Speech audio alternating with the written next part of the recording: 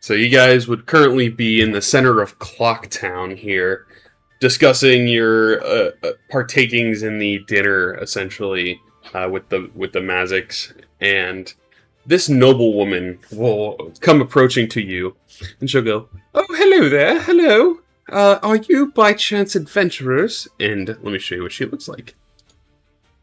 You see this elegant kind of noblewoman with this long pulled back black hair, very a Victorian-esque dress that kind of looks a little outdated from what you guys have seen here. It doesn't seem to fit in with the setting at all. But she'll kind of approach you and is like, "I do have a dire thing that I could use some help with, and I will pay handsomely to anyone that can assist." We're available.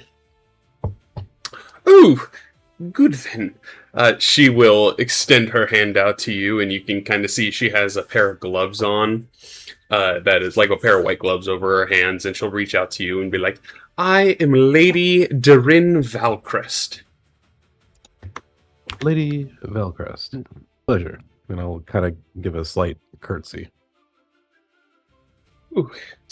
Well, I will give you some of the details. She will tell you, I own, or inherited, an estate slightly east of the town, and we're going to be holding a banquet tonight with some people coming, and my crew and such. But there's been rumors of a cult that believes my family has stolen something from them that is potentially going to attack the estate. So I was hoping for your protection and ensuring that these no do-gooders will cause any trouble. I'll look to the rest of the party. I think we can handle that. Yeah. We got this. And she'll say, "For the 7 of you, upon completion of the task, I shall give you each 3,000 gold pieces." That's quite a lot. Well, yes, when we make it to the estate, I'm sure you'll have seen some of the inheritance that I have, and I don't think it'd be very righteous of me to hold it from you all if you are doing me a great deed. All right. Lead the way. She will say, "Follow me to the edge of the town, and we have a little carriage awaiting us." So, as you guys kind of walk to the east side of Clocktown, you see where the conservatory is, where you guys had been before, and slightly north of the exit is a sort of pioneer-style carriage, where it has the covered wagon behind it pulled by 2 horses. And she will say, "Well, hop on in." And you will see a sort of a butler of some sorts, older man, grayed hair, and he seems to be manning the reins of the carriage here.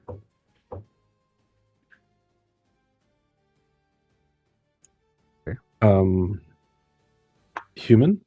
He is a human, definitely on the older side, probably approaching 60, 70, butler style. He doesn't seem like a normal horse-drawn carriage kind of guy, but he seems like he's kind of like a hired hand that might be a man of many, or something along those lines. I'm sorry, does she introduce say his name? "Oh, hell, yes, this is my butler, Joggins." Jargons? Orkins. Jargons, okay. I pulled that one right out the ass. Yeah, my name is Gerbert. My name is Gerbert. Joggins, yes. Jargons, okay. Joggins has been in the family for many a year now with his service. He'll turn to you. Oh, yes. Pleasure for joining us." All right. Nice to meet you. "Nice to meet you." He turns and mans back to the horses. So, as she will kind of explain to you all, the carriage ride is roughly about 30 minutes back from town here. Shouldn't take us too long, and just get yourself comfy, and we should be there in a few. Should be there shortly. Right. So, as the horses, you'll hear jargons in the distance go, "Hurrah! Yeah!" and the horses start to move. It goes on for about 15 minutes or so as you guys are moving on the road. Let me go ahead and get rid of the other people that are not here out of the combat tracker. You'll feel the cart moving for about 15 minutes or so before it comes to an abrupt stop. And you'll hear the voice of Jargons. "Oh, madam, there's some people on the road." "Oh, what is it?" He'll say, "They do not look friendly." I'll poke my head out. As you do, you see approximately 4 individuals. Let me get rid of the shared name. You will see 4 individuals that are standing outside of the carriage directly ahead that are donned in this like very Bloodborne style sort of outfit with these masks that are like almost like doll faces, like porcelain, that are shattered and breaking. Each one dons a lantern and what looks to be some sabers and or crossbows, and each of them is fitted with what looks to be a name tag of some sort and various trinkets that's dangling off of their cloak. Let me go ahead. Can I discern, like, if they're following just based on their outfit? Do they have like any religious insignia or emblems or anything that can kind of like they belong to a certain group? Make a religion check. Good at these. You are thinking of everything that kind of comes to mind and that you've seen in this area, and nothing's really striking you. It definitely seems like whoever these people are culty or follow some sort of religious protocol or higher order, but you're not quite sure. I will step out of the carriage and tell my friends, right, I think our job begins. Alright, we will go ahead and roll for initiative as you see one of the members ahead of the horse is swinging his lantern. And as it does, you see some magic kind of emanating from the lantern. Boop. We'll say for the pointer 2. We'll say this is the carriage. You guys all hop out, or is it just her in there? I will hop out. So we'll say she is inside the carriage. You hop out. Mira, are you still in the carriage? And Dan, are you still in the carriage? I think I'll step out. Okay. Same. I don't think I can do much inside the carriage. Okay. We'll use the square as the carriage, essentially. So, first off, on the top of initiative, we will It's have not Dan. this guy. Well, you'll see him. He begins swaying his lantern back and forth and say, "Where is she? Where?" And he is going to cast Sleep, targeting the carriage.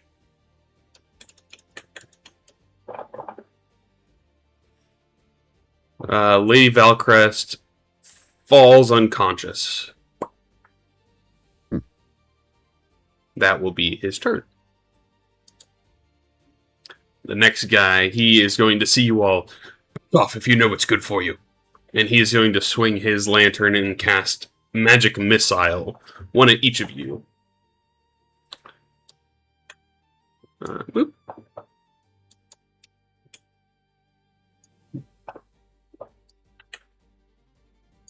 And then he will proceed to move a little bit closer. Lady Valcrest is unconscious. The next church member or cult member or whatever you would like to refer to them as. He's going to walk towards you, and he'll kind of look over all of you really quickly. Quick, we need to get them and go. He's going to look at you, Mako, and he's going to cast Id Insinuation. My favorite spell. Unfortunately, for us to suck on initiative. Unfortunately, you fall incapacitated. No! Hold up. Oh, okay. Gonna check something here. Mako was pretty close. It transcends campaigns. It transcends Actually, never mind. If only you were 5 feet closer, you could. Would have had to re-roll a save. All right. So Mako, unfortunately, you can move. You're just incapacitated, so no actions or reactions. No actions or reactions. So I will kind of just 5, 10, 15, 20, 25, 30. Okay. I will just kind of put myself next to the carriage where Lady Valcrest is, like next to the door, and just kind of put myself in that space to try to prevent this guy from getting close. Okay. At the end of your turn, you will take 1d12 psychic damage. 1. And you get to remake the wisdom saving throw here. With that one, you succeed and are no longer id insinuated. Nice. So it'll be this guy's turn. Mako, make a perception check. Hmm.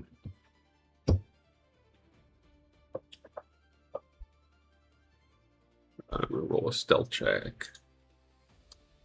It's at advantage.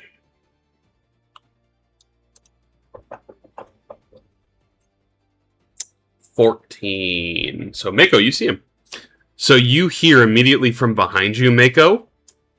You hear footsteps that are crunching from some sort of invisible person that was seemingly waiting for this trap to sort of get spun. And behind you, so I'll say you get to react here if you would like. He is going to grab Lady Valcrest, and he is going to begin muttering a word to cast a spell. Oh no.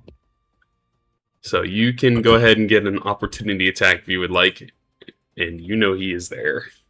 You see this guy, he's a little bit larger. As the spell drops, his invisibility drops. Where is combat? All right, here we go. So I'm going to poke him with my spear. That hits. And I'm going to, in addition, would you allow me to spend a key point to attempt a stunning strike? I'll allow for this one, yes. Okay, I'm going to roll damage. Strike. Okay, pretty good damage. 10, he fails. He grabs her, and you see he starts to channel with electricity as he looks like he is getting ready to teleport away, essentially. And you stun him. And Lady Valcrest is still asleep, too, from the sleep spell. And you just see this guy here, and he goes, "Fine, have it your way. You don't know what you're doing or what you're getting involved with, monk." Except he's paralyzed a little bit from your stunning strike, so it's like... I don't know. I don't understand. So, Dan. Right. I think this whole thing has just been rude on their part, so we're just gonna return the rudeness. Oh! Can I get all 3 of them? I can get all 3 of them. I'm gonna drop Wham, fireball. wham, wham. Fireball. There we go. And This is for your good thing too, Dan, because you can hear from the other side of the carriage. He goes, "Rip, rip, rip, rip," like he's trying to counterspell it, but he's stunned, so he can't. that's a low roll. It's a low roll, but some of these guys are burned to a crisp. And let me mark it off my sheet. That will be my turn. Okay. So you see one of the guys almost gets lit on fire, essentially. He's no longer concentrating on that. He's like scorched, burned, his clothes are on fire. He'll say, "Please, you guys have to continue on for Maria." Maria! Maria! Mira.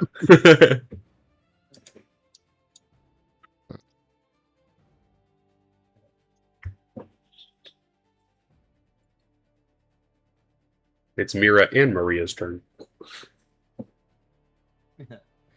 Maria. And Maria! Maria.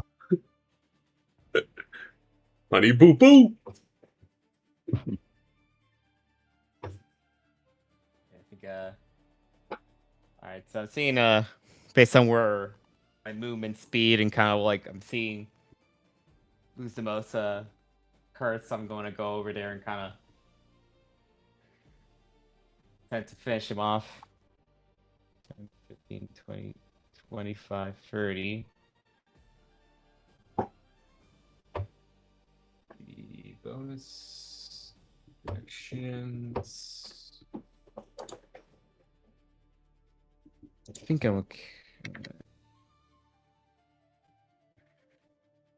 Yeah, I think I want to save my bonus actions for now. I'm just gonna go in for an attack.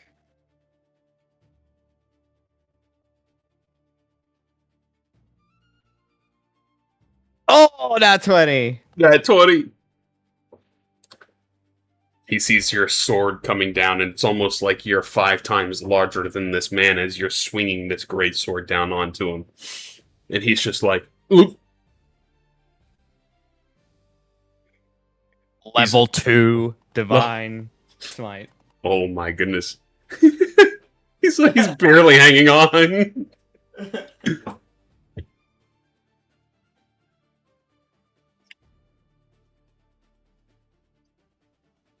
He sees the light of God bear down on him as you swing this sword. Just to see the numbers, you know, I'm just to see the numbers, I'm gonna do a bloodstained cap. I think the bloodstained cap alone would have been enough to kill him.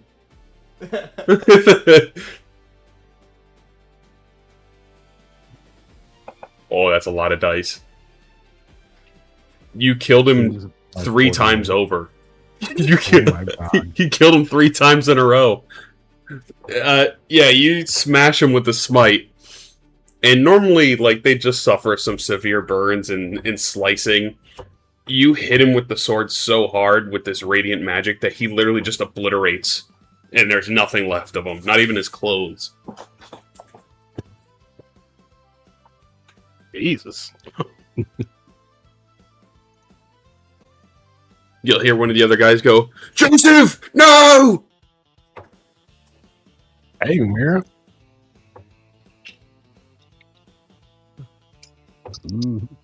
Trust I You're a done got overdid it this. a bit. Okay. I overdid it as you see dust like floating on the wind from where he was. I think. I need to learn to control my new strength. It's just his boots. They're on the ground. There's nothing left. And that'll be the end of my turn. Alrighty. The last guy, he's gonna turn to you, Mira, and go, "But Joseph!" He's going to cast Hold Person on you. Failure. But wait, now I'm gonna use my reaction to reroll that. Okay. Reroll it. Fuck Joseph.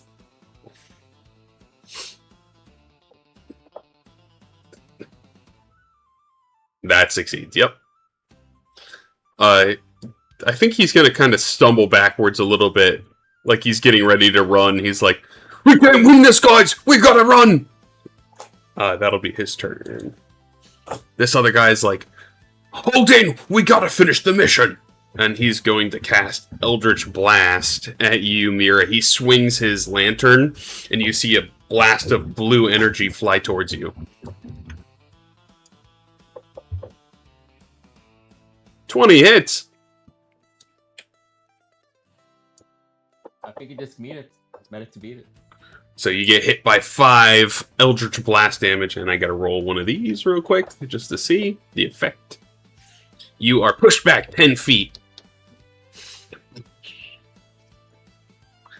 He is going to run over towards his buddy. So they can kind of group up together.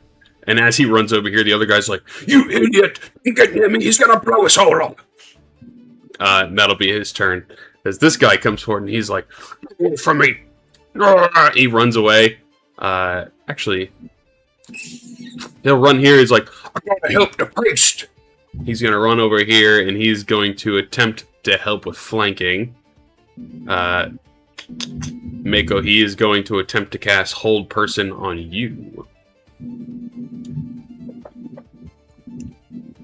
You succeed. That'll be his 2nd level spell. Nice. Lady Valcrest is still asleep. Mako. Is this carriage, does it have doors on both sides? Yeah. And one in the back.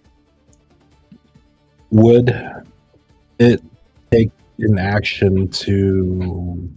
They're kind of like open curtains. Like it's one of those like white crested, I just thought of the name earlier. Like when they were doing the Frontier thing and they had those horse-drawn white covered carriages? Yeah. It's like those, but they're like windows, like curtains that close. Would it take an action to pick up Lady Valcrest? So he is still holding on to her, like one arm on her. So you could attempt to muscle her from him, or you can use your action to wake her up. I'm going to...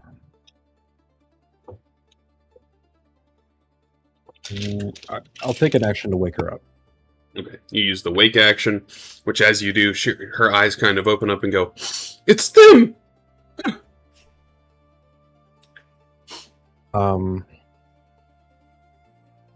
I kind of want to use a bonus action to kind of free her. Okay. How so? Just move her, grab her Oh, yourself, and move her? Or would that be an action as well? You can move people as part of your movement. It just slows you down half speed. Right. But since he's grabbing onto her, I think I would like to try to Wrestle free. Yeah. Okay. Go ahead and make, since this was your bonus action, I'll just give him advantage. He doesn't have that high of a number, but you can make an acrobatics or an athletics contested against his. I will definitely do an acrobatics check. He's going to go acrobatics as well. Hey, 20! Holy shit. You try to grab for her arm, and he kind of like spins it around and deflects yours, and he's like, "You think you're the monk?"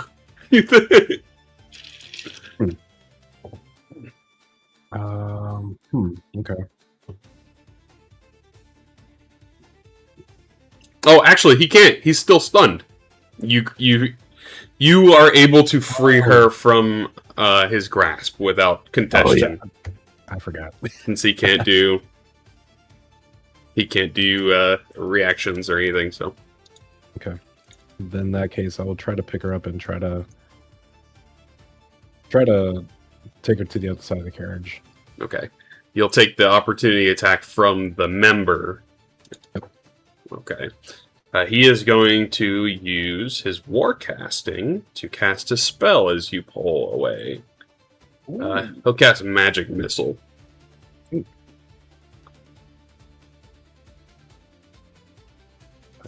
15, 20, 40. He running out of slots. They don't got many.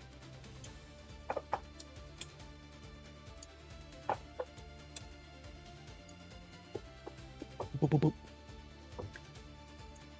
Okay. I will take that. And I'll Dragger, so that's 5, 10, 15, 20. That's half my movement. And I'll kind of set her down right there. Okay. That'll be my turn. Alrighty, the priest is stunned until was it the end of your turn? Let me double check. Stay straight. Until the end of my next turn, yeah. So, Okay. So he is no longer stunned. He's like, ugh. He twists his neck a little bit. And he's going to start to climb up into the carriage. And as he does, you can see the weight of him just kind of pulls down the carriage because he's so heavy. He is going to run over, grab her. So I'll let you do since you're still holding on to her, make a contested dexterity check against him now, because he is going to teleport. But this is going to choose if he brings her along or not, since you are technically attached as well. Dex check or acrobatics. Acrobatics, okay. No. Yes! I'll meet it to beat it. So he is going to use one of his 3rd level spell slots. And he grabs her, and you just see lightning start channeling again around him. And he'll go, "Come on, boys, let's go!" As he is going to use Thunder Step. Can I use counterspell on what he is doing? Indeed you can. All right, that's what we're going to do real quick. It is a 3rd level spell. All right. So, and you are using 3rd level counterspell? 3rd level counterspell. So you see as the lightning starts channeling around him, Dan snaps his fingers and then the lightning fades away. Oh. We'll Wow. go. Never mind, hold the ground, boys, let's go. All right, let me mark off the 3rd level spell slot. That will be his turn too. That's my reaction. Dan, it is your turn, so you get that back. It is my turn.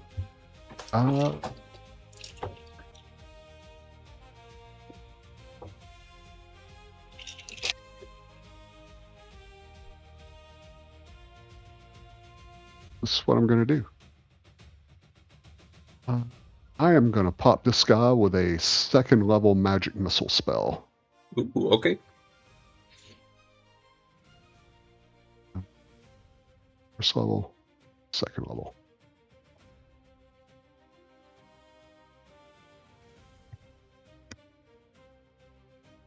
Wasn't what my original plan was, but it seems like the right thing to do at the moment.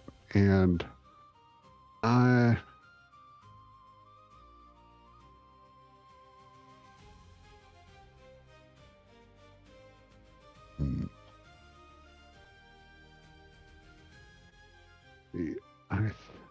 Which way do I want to move? That's the real question.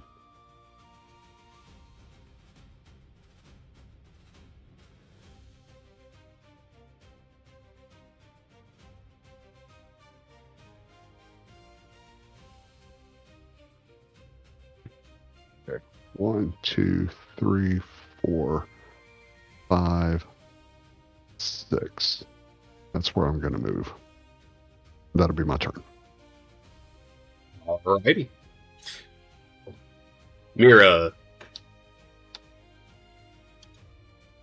Alright. Alright, I see that inside the carriage, there's not much I can do. But I do see someone in the corner there that I could reach out for. 10, 15, 20, 25, 30.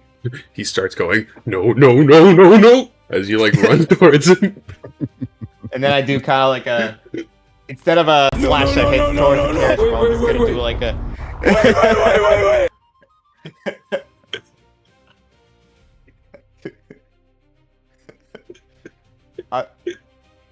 I'll do basically a sort of vertical slash.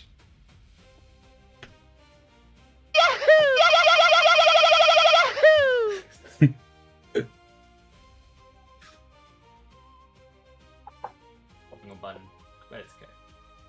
14 hit. on the member, right? Yeah. 14 just hits. They are wearing studded leather armor. Okay. Alright, I guess I'll do a first level smite this time. Man, he was trying to. What's that? The teleport sound.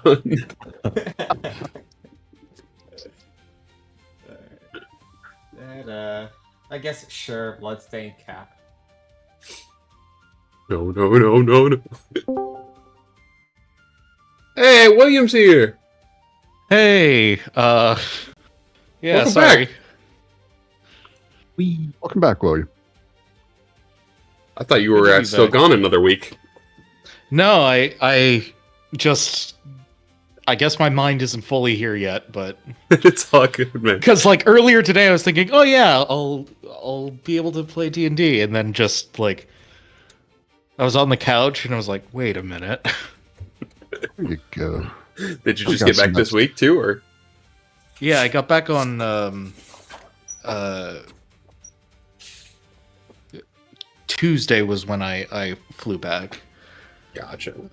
Nice. So you had plenty of hours to take Friday off, at least.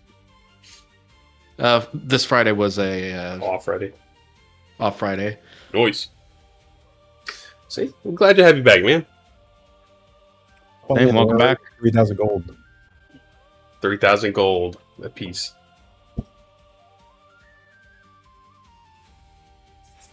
Paul, Mr. Folwin in here. We'll just have Folwin go at the end. Yeah, well, I guess as while he gets in, I'm gonna do my second attack on this guy.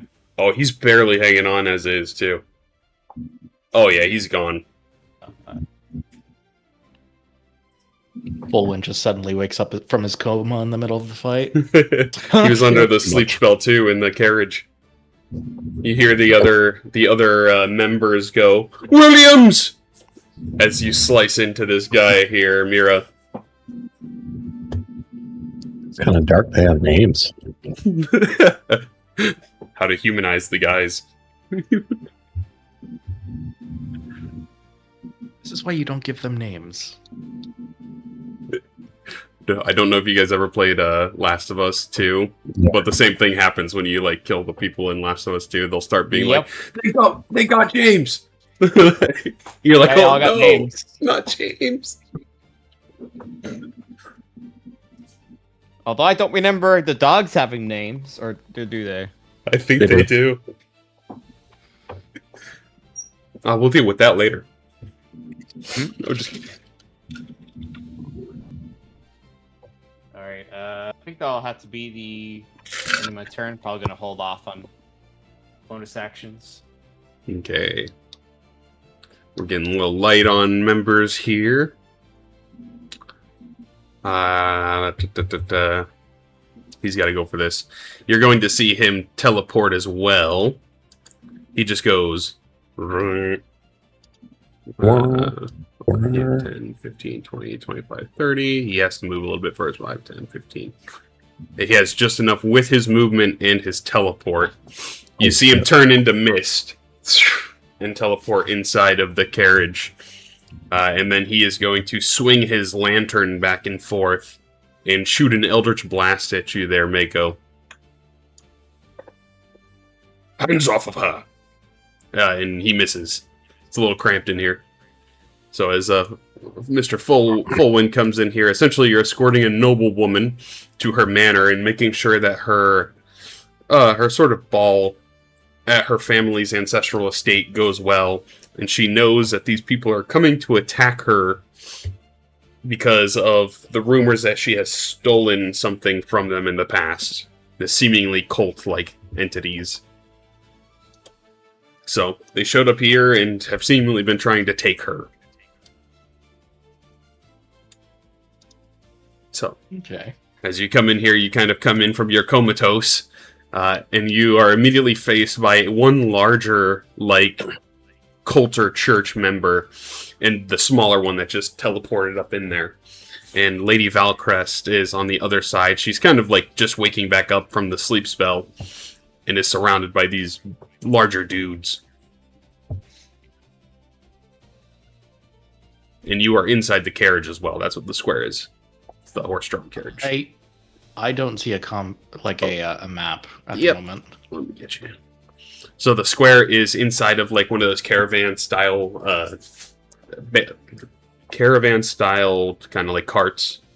You have like the little white tops over it to kind of shelter it, and it's being pulled by the horse. It's kind of like the frontier voyage. So, Okay. But you wake up and you see these two larger porcelain mask-faced men with various trinkets and paraphernalia strapped to their dark leather cloaks, attacking this noblewoman. Gotcha. All right. Suddenly wake up. Oh shit! And I'll draw my bow, and I'll aim at the guy on the far corner here. And I'm going to fire my bow. Okay. Nat 20. What a way to wake up. He's not long for this world. Wait. He died as he teleports in from mist. He shoots a blast at Mako because they have these like lanterns, these little blue lanterns. They swing them, and that seems to be like their spellcasting focus. And then you immediately gun him down with your bow, and he hits the ground. That'll knock another arrow and aim for the other guy. He's like, "Oh!" Uh, That hits as well. and He's looking pretty hurt. and then I'll step forward one to give Mako flanking. Okay. Ooh, I like this part of the song. Oh, this is my favorite one too. Is But, that your turn there, that- Fold? That's my action. I don't think there's a bonus action I want to do right now. Bow direction. So yeah, that's fine. Alrighty. This like head dude that seems to be here, he seems to be like the one in charge of these squadron. He will go, "You don't know what you are doing. Stop!" The last member is going to run in. He's like, "Father, I'm coming to help!" He's going to try to circumvent around 5. Papa. Papa! He's going to use his second level spell. He is going to upcast Magic Missile. Go 2 at Mako and 2 at Fullwind.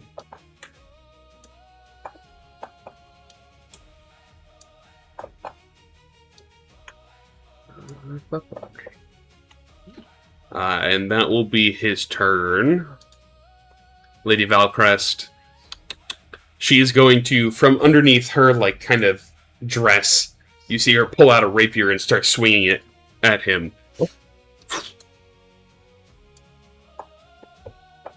Nat 20. My lady, I didn't know you got down like that. 6 damage. It's some damage. She'll go. And she just starts swinging it. Mako.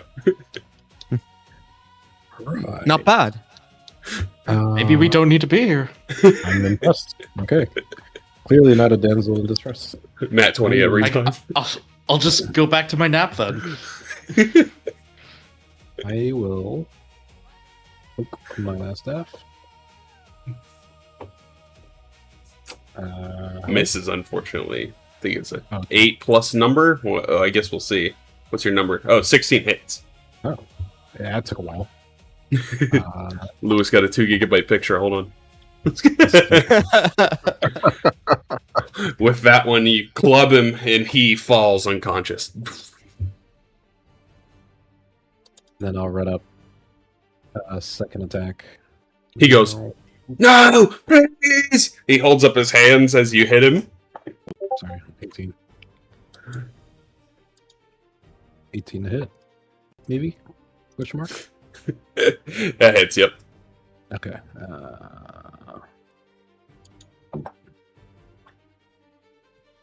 Wow. Yeah, he's just enough to knock him unconscious there. And he flops to the ground as well. And you guys are out of combat. As Lady Valcrest will say, "Oh, those heathens." I don't know. They started attacking us. What would have provoked them? Are they part of the cult or something? Well, they seem to know you, my lady. Well, they must seem to know my family. I do not know of what thing that they think I might have stolen, but I assure you I do not. Well, I'm glad they didn't at least take away my paycheck. I mean, you, my lady. She'll chuckle. It's like, well, at least they did give me a very good nap, almost as good as the one he was having. Sorry, I don't even remember getting into the cart. Did one of you guys carry me in or something? Long day at the festival. Yeah, must have been. Did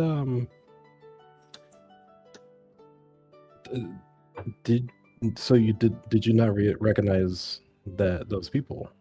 Those I do. masks? Have you seen them before? I had heard rumors that they were going to be attacking or possibly causing disruption at the ball, but I've never seen them by face before. That's going to be my next question.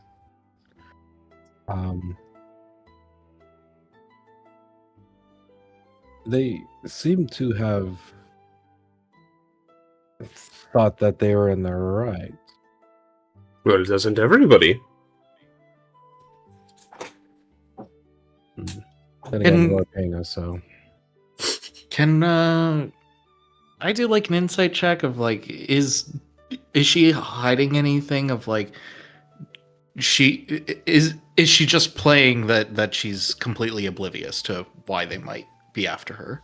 Make an insight check. Okay.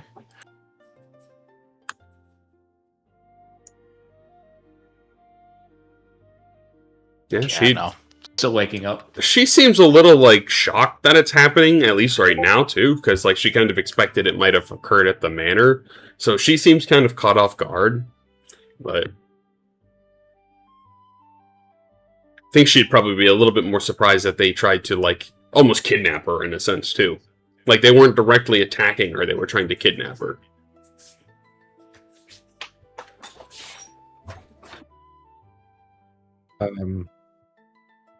Jargons. Oh yes, sir.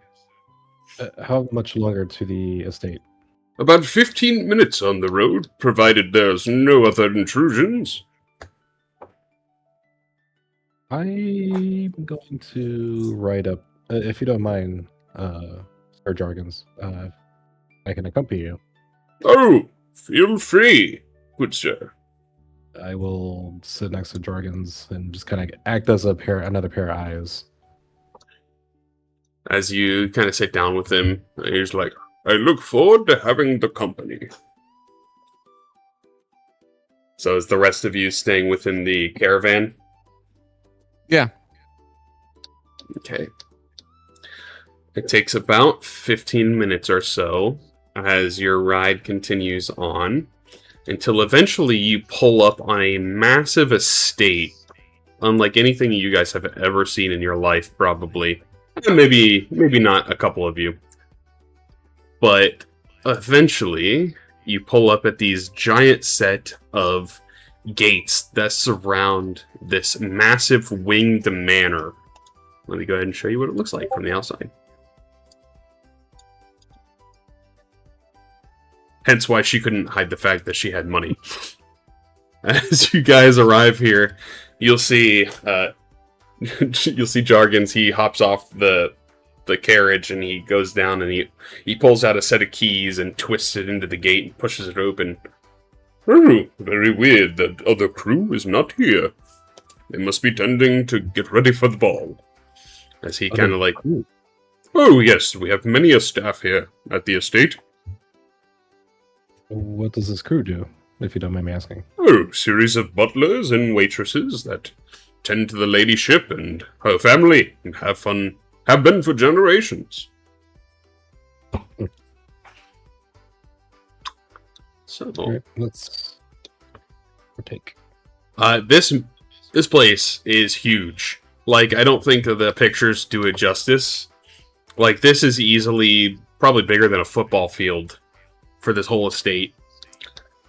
As the carriage kind of pulls up towards the front door, and she steps down and clambers in. Well, welcome to the Valcrest estate. Please make yourselves at home. I think the ball will be beginning at least in a couple hours or so. So if you need to take a rest or wash up, feel free to use some of the guest rooms upstairs. I'm going to prep within my bedroom as well. Ooh, not in a non-weird way. Can you point us to where your room is, just in case we have to respond? Oh, yes. She will tell you that it is on the top floor. So if you go up the grand staircase, directly in the middle. Okay. The guest bedrooms are to the either side of the master bedroom, and there's a privy right across the hall from it, as well as study chambers. So she will tell you about both of those as well. So that if you guys needed to take a short rest or anything, you can go in there and sort of use it as your leisure. Yeah, let's probably take a short rest. What time is this this party supposed to happen? Probably about an hour or two at this point. 2 hours, give or take. I like to show fashionably late. And I know you want us to be there and kind of act as security detail, but would you like one of us to stand guard outside of your room? I don't think that is necessary. Feel free to sort of take care of yourselves. I will keep the door locked to my room. And I haven't seen any of these barbarians climb windows yet, so... Yep. The staff will keep an eye on the grounds as well, to make sure that no one else comes in uninvited through the gates.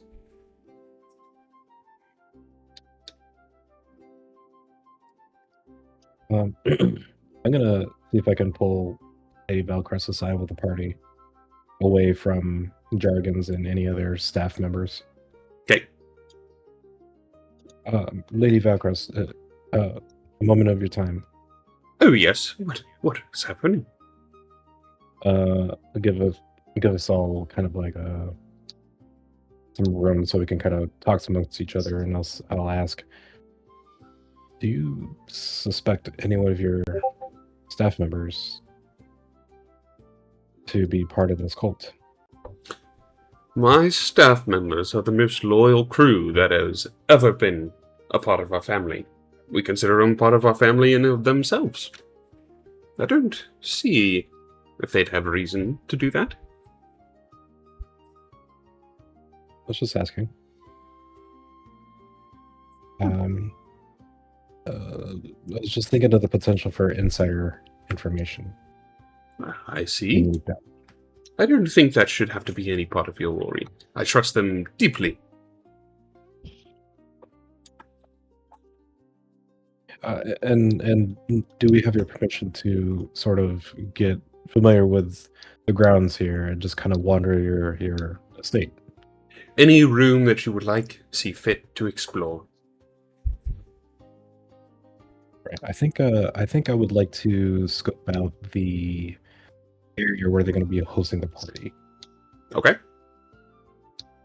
Let me pull that open as well. So in the center of the first floor, there's a door at the back, which leads to the ballroom.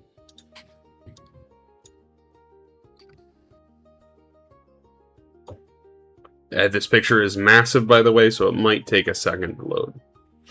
But as you guys are kind of enter inside of the estate, you will see a bunch of younger men and women that are all kind of dressed in servant attire. Very older, kind of medieval style, dark dark fantasy age setup as they all sort of greet you. Hello, hello, hi, how can I do? Hello. Like, there's probably about 3 extra men, 3 extra women, and then 1 waitress, a head waitress that seems a little bit older, sort of like Jargons. And she will introduce herself as Jaressa, Jaressa. In relation? the head waitress.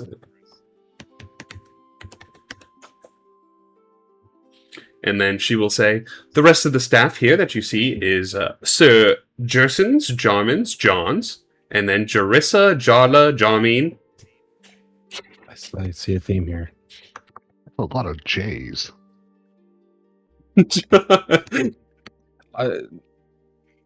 Are you perhaps all related? Oh, no, but we do consider ourselves family. Did you just happen to all be named these J names, and then just happen to coincidentally work together? They kind of turn to each other. They kind of shrug, and you'll see Jaressa was like, okay, I think coincidentally enough, I think we all had that when we got hired. I hadn't thought about it that deeply. Quite a coincidence. Quite strange. Maybe it's this line of work draws in a type of person with said names. Right. I'm gonna think this is very strange. I'm gonna study them and try to see if I don't know how to even be able to ascertain. I kind of want to study their faces just to see if they're like all being manipulated by some outside influence. Make an investigation check, and anyone that is curious can do that as well.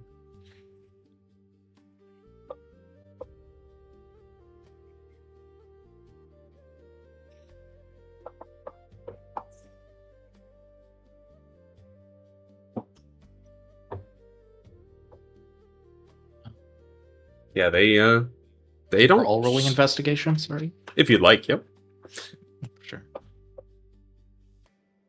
I mean, there's nothing like immediately discernible about them. They don't seem to be under the influence. They just seem to be in the line of servitude for the family.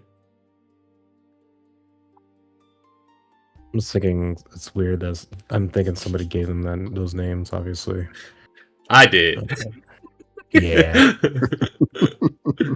I'm the dungeon master, damn it. I can You call know, what I want to call them. This kind of makes sense too. Okay. I'm also kind of convinced now. It's just nothing. All right. So I'm going to ask, well, Miss Jaressa. Yes. I hired security. Lady Valcrest, of course, places her utmost faith in all of you. May we have permission to kind of walk around and just look at vulnerabilities and kind of get acquainted with this ballroom here and the estate and the grounds as well? Oh, of course. Anywhere you see fit, please do. Just make sure you wipe your feet before coming back in, if you go outside. Right. And I'm just going to kind of walk around and just look at, the windows, look at maybe potential points of entry, look up the ceiling, to see where potential enemies could possibly come in. Is everyone else doing a look over of the manor too in the first part? That sounds like a great idea. We can kind of do this room by room as well. But there is a key detail that I'm going to add as you guys begin exploring. As you guys fully enter within the manor, you start hearing music almost like it's being played over the speakers that is kind of filling the air of the manor. It sounds melodic, creepy, and somber at the same time. It's almost like a music box is just filling the air of the manor, twinkling every step of the way as you go throughout here.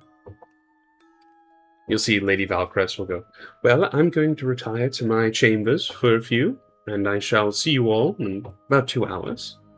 Feel free to take a look around, and if you need anything, I will scream if I see anyone, so no worries there."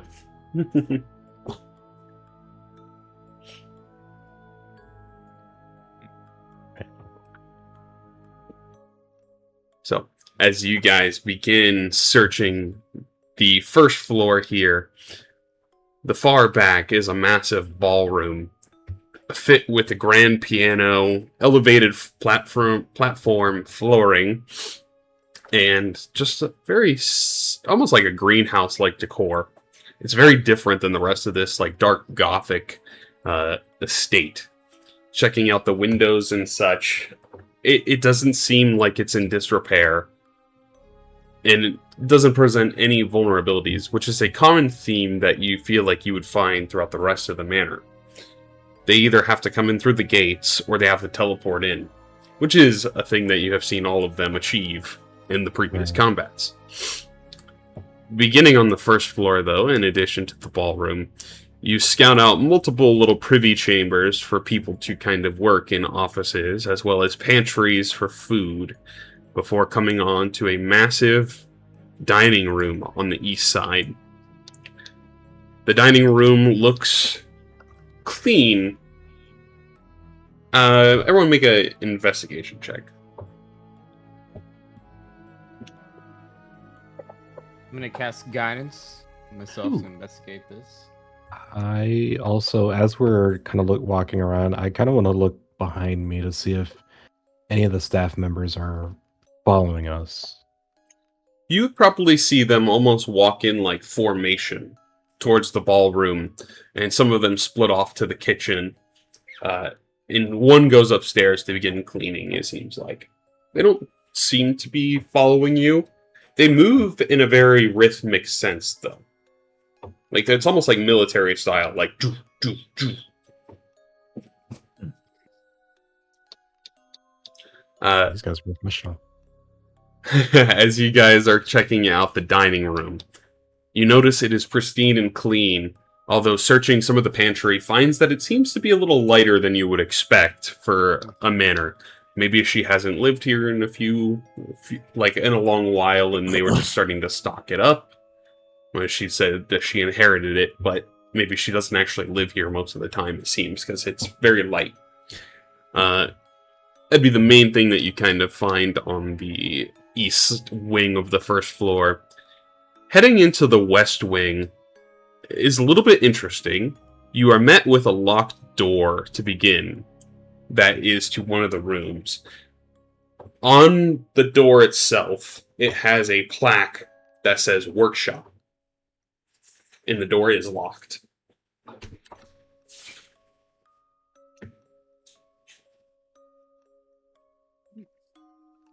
Workshop.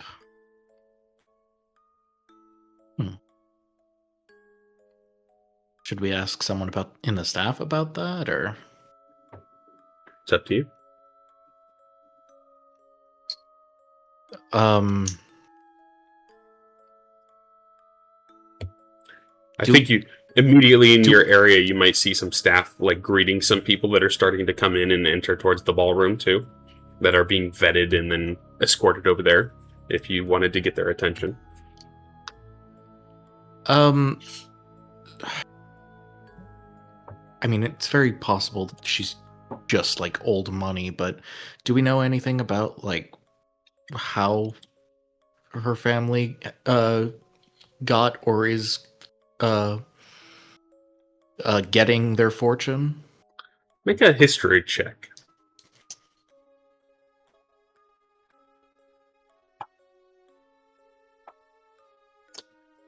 I mean, not being from here, and also there hasn't been anything really mentioned by the town or anything that you've seen, but it seems sort of mysterious or lack of information as to how this family has acquired a sum of money, especially to have this massive manor to the east side. This manor seems very old, so possibly even been built or created pre the memory wipe, the forgetting. So it could have just been lost to time and then stayed within the family, they assume. Okay. You will see some of the guests start to be escorted back towards the ballroom on the first floor, and they'll see you down the hall, and they will wave, and you see their arm kind of flickers left and right, like wah, wah, wah, wah, wah. Like a very robotic sort of wave, or A little bit, yeah. As far as the guests go, do we see anybody that we recognize? None that you recognize. They seem to be also dressed in this very Victorian-esque style setup. Very old English is a way to say it, which is like, you haven't really noticed anyone else in Clocktown or Medius, for that sake, that kind of dresses in that garb, or is from that time period. Although a lot of these people seem like they are humans. They don't seem like elves or anything, but they are like middle-aged human. So strange for even these people. Okay. Something's off. yeah. You know, as I mean, the They're all stat. vampires. I mean, I guess, but the staff acting, militaristic and diligent in their movements, I could get that, but the guests as well. That's very strange. Yeah, I think I'm gonna pull out something that we recently got from Clocktown, excuse me. So the And- guests are. Oh, sorry. No, it's fine. You go ahead and finish your thing. I'm gonna pull out the Leviathan eye and gonna put away my cap. Okay. And attune to the Leviathan eye. There you go. Okay. This So one give you blind sight? Yeah, if I can activate blindside for one. I guess long rest if I need to. Okay. That didn't work. So the guests are coming in and they're waving. What are they doing once they're in the ballroom? You peer into the ballroom and you see them kind of standing or dancing very slowly, motionlessly. Some are drinking out of their cups, and then they see you and they're like, "Hello, good day to you. Are you here for the ball?" Something like that. Very stilted. And then they will once again repeat, "Hello, how's it going? Are you here for the ball?" It's almost like they're under some type of mind control. Do we hear this music box like everywhere we go? Yes, it fills the house. Can we discern the source of it? It's definitely magically projected using prestidigitation or some sort of thaumaturgy to boost it throughout the house, so it's hard to tell the origin.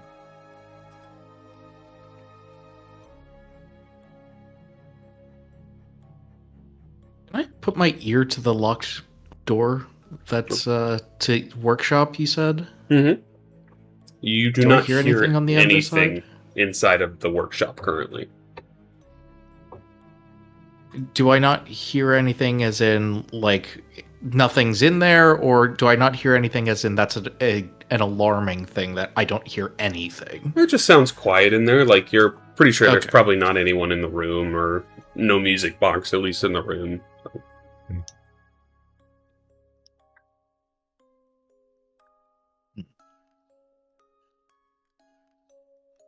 I'm gonna look at the staff members again. Are they acting strange at all? They just seem very rhythmic. They like kind of escort people that come in. They just stand dutifully. They continue on with their job. Like they don't. It doesn't seem like they skip a beat. They just kind of do it, and without any challenge or trouble. Fluid, non-wasteful in their movement. One of the members of the butler crew will walk over towards you too. Hello, do you need assistance with the door? Yes. Which door? Oh, sure. Yeah. To the The workshop. workshop. Yes. Of course. Do you have a key? The missus has granted permission to enter any of the rooms that you see fit. So, here. He will reach into his pocket and pull out a ring of keys. And he will thrust it into the lock, twist, and the door pushes open. I am not stepping in. I'm just going to look in. Oh, let me show you boys. You are greeted with a wood shopping workshop. You see a smattering of what looks to be puppets in various stages, in various sizes. Some of the craftwork on these puppetry goes from originally looking like a multi-faceted, multi-segment puppet into creating something that almost looks lifelike as it gets to the far side of the room. Almost indistinguishable from a real person. Yeah, these are adventures. Do any of these look familiar? Either like people we know, or maybe some people we saw in the ballroom? No, I wouldn't say there's any correlation with that. Okay. It's just impressive, I would probably, and creepy. As you can kind of see, some of these puppets, like, it looks like a lifeless person that's just laying there. Like, you Cool. can't even tell that it's made of wood. But the butler says that we have full access to any of the rooms. Yep. Interesting. We'll have to keep that in mind. Batteries. See, workshop. When we were walking around, were there any other rooms besides this workshop and the ballroom here that kind of poked out at us? On the first floor, no. You would probably be able to surmise that there's 2 more rooms on the upper floor, one on each end of the wing. And one would probably be for us, and the other would probably be for Lady Valcrest. No. So on the second floor, Lady Valcrest's bedroom is directly in the middle. You can see here, it's like a massive queen bed, or king bed. It's like a Cali King. And then there's flanking guest bedrooms on either side, which those are for you guys, and lavatories on the other side with little workshop rooms. But on the ends of the hallways, on the west and east end of the hallway, there is 2 other larger rooms akin to the workshop and the dining room.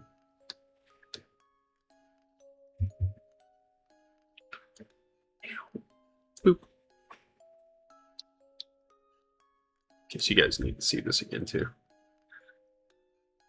I put a little pointer. So you guys don't know what's there, and you guys don't know what is here. Right. But these stairs here in the bottom connect to the twisting ones on the first floor.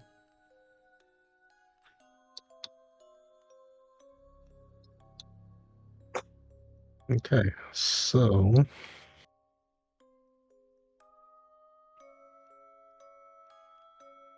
I guess we'll just push on through. I guess we'll go to the second floor and kind of explore. But Well, I kind of want to if we do go up on the second floor, kind of stealthily go to Lady Valcrest's door and just put my ear up to it to see if I can hear anything if we go up to the second floor.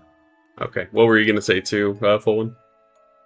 I was thinking if we pass through the ballroom to kind of like stealthily pinch someone to see if they react. So the ballroom is right here where the square is. Okay. So the first floor Let's do that. on the backside is the ballroom. So you guys could do that if you wanted. Let's do that. I mean, I'm curious just to see if like one, if it would wake someone up, or if it would be just completely unnoticed. Okay. Are you doing it stealthily or just trying to be nondiscreet? Just do it real quick. And... I want to be stealthy about it if I Okay. can. Make a stealth check.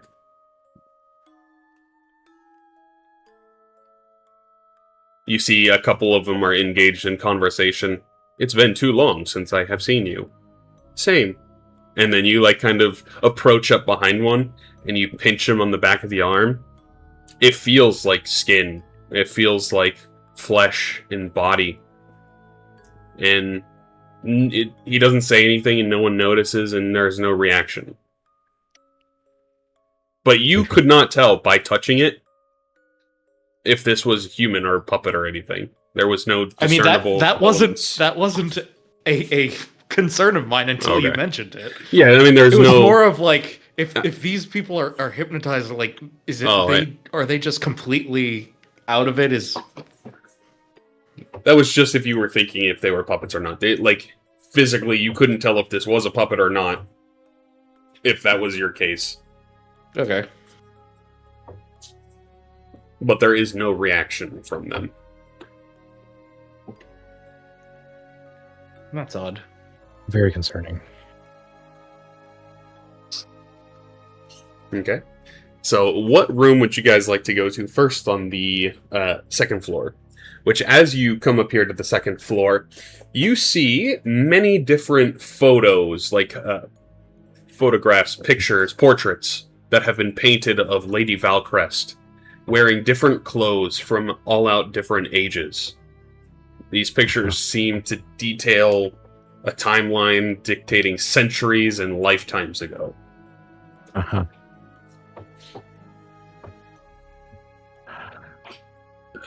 She's not even hiding it. It could be her family, her ancestry. That is all different pictures. Nah, this is the same lady. Right, you still thinking she's a vampire? Yep. She's a hot vampire, but Yeah. she's still a vampire. A vampirate. Oh, vampire. Dang. Oh, now I'm scared. So, east side or west side, guys? Let's go east side. Okay. This door is not locked, but it is noted on the door. It says boutique. Boutique. Let me get rid of the mask in this area. Enter mask mode. As you enter in this room, it is almost like a seamstress shop in boutique for makeup, clothing, and a whole bunch of other garbs. Finding outfits that look like they are from centuries in the past until now. You might have found clothing in here that has been beyond people's remembering of the forgetting.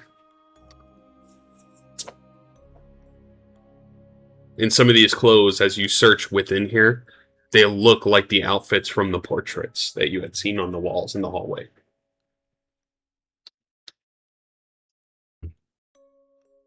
Okay. Oh, it could be just her just playing costume and they just paint different portraits of her in different costumes.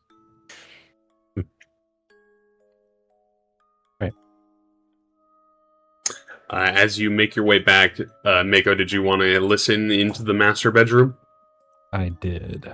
Make a stealth check. With advantage because I have my Boots. The boots with the fur. Or did you have the cloak? Couldn't remember. Oh shit! Hold on. Is the elven boots or the cloak? I definitely have my boots of elven kind. It is not attunement. While you wear these, you make no sound regardless of the surface you are moving across, and you also have advantage on dexterity checks, stealth, that rely on moving stealthily. So one more. Alright, go ahead and make advantage. Denial's not a good look. That's because he belongs in the ocean, not the river. Yeah. So yeah, as you are... Actually, let me check just to make sure. Perception. Because a natural 20. Okay. As you are stealthing up to the door and pressing your ear, the house is a little old, and you can hear your ear press on the door go, "Grr," just like smidge. In the room, though, you do hear what sounds to be a music box that is playing. I will make note of that. Do I hear anything else beyond the music box? Make a perception check. And is there like a keyhole that I can probably look? Yes, there is a keyhole that sort of conjoins these two doors together. As you peer through it, you see her kind of sitting by a dresser on the right side of the room, and she seems to be like either doing makeup or applying something or moving her hands on her desk. It's kind of hard to make out, especially when she's not faced towards you. You kind of just see the backside of her. But as you peer too, you can kind of gauge that's where it sounds like the music box is coming from.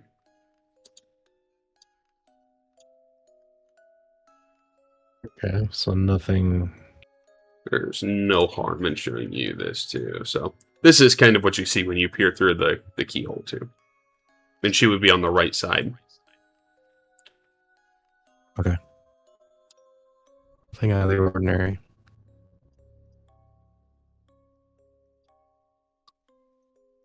So that leaves the last room for you guys at the end too. Okay. Yeah, let's go explore the left side. All right, last room. This one is not locked either. And as you open it, it is a adorned library. This might be the nicest library you've seen since the archive Mako. And also one of the few libraries in existence in all of Isles of Reverence.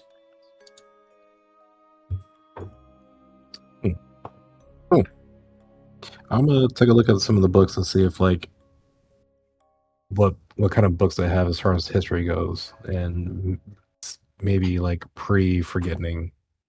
I want everybody to make a investigation check within the library too. Yeah, definitely check out these books and cast guidance. Dan's pretty good.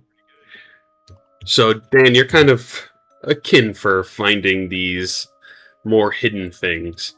And as you're going through some of the very general books that just detail gaff information, like some might be non-fictional, like stories that happened relatively recently, some might be fictional, you find what looks to be an older notebook that is kind of tucked away behind some of the other books. And when you pull that out, you see this journal that looks almost... It looks well kept for how old this looks. We're talking hundreds of years old. Okay. Of course, I'm going to have to take it off the shelf and inspect it. As you look at this journal, flipping it open, it almost looks occultic in nature. You see talks about rituals and dark magic and witches. One of the things that it kind of dabbles in is services that were kind of provided, hexes, curses, and one page in interesting details, soul-binding rituals. Well, that's nasty business. And it talks about how some of these soul-binding rituals might be able to preserve their legacy. Binding a soul to an object, essentially to make it immortal. Like the puppets downstairs. Oh. Just a different type of vampire. Still a vampire. Witches get stitches. Witches.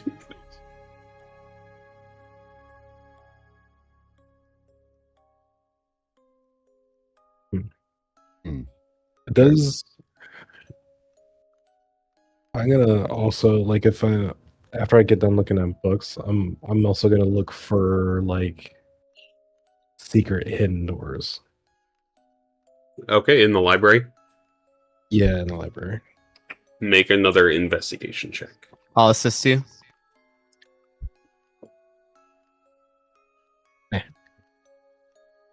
Okay. You can get advantage, or Mira can help. Here, you give me a hand. Yeah.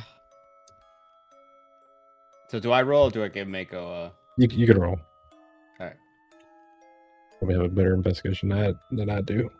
And I'll cast guidance.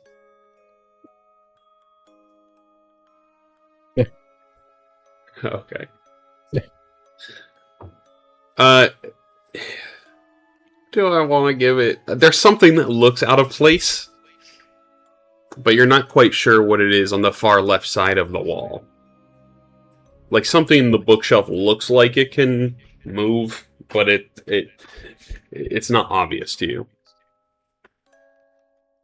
I'm just gonna stare in that space. Mira, something's Yeah. off about this area, but I just can't put my finger on it. Yes. I assume I'm already attuned to the Leviathan Vi at this point. Has it detected anything off? I haven't activated blind sight because I think that's an action, but I do get better. It's only dark vision that gets better. Let's see. I So do get you're dark not vision. seeing anything more than you would with dark vision. It's better at seeing in water, like murky water. Hmm. But you would have to use the action to get the blind sight.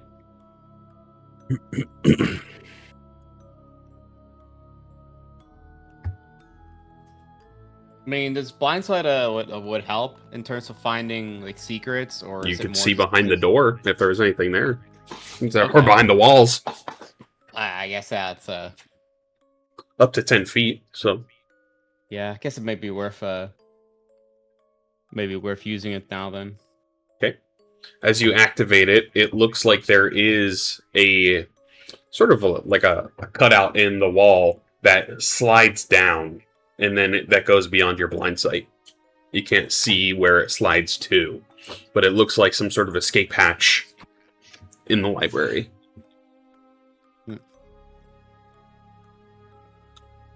And I do relay to the group. Seems like there's some secret passage. And I point to the bookcases where it's at. Interesting. That's what I was trying to look for. Okay.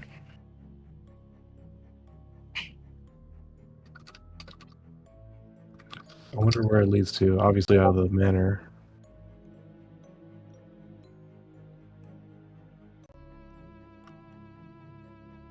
I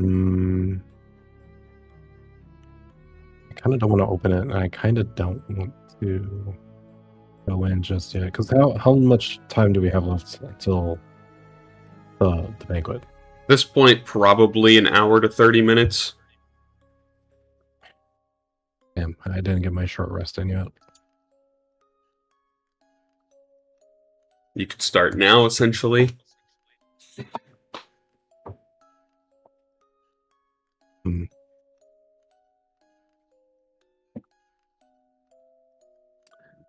I'm gonna walk over to Lady Valastra's room and just kind of knock on the door.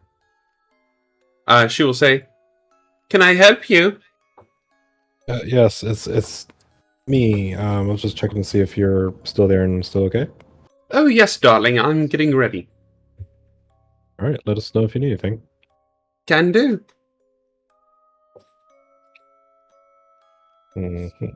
I'll walk away. So are you guys taking your short rest real quick before the ball?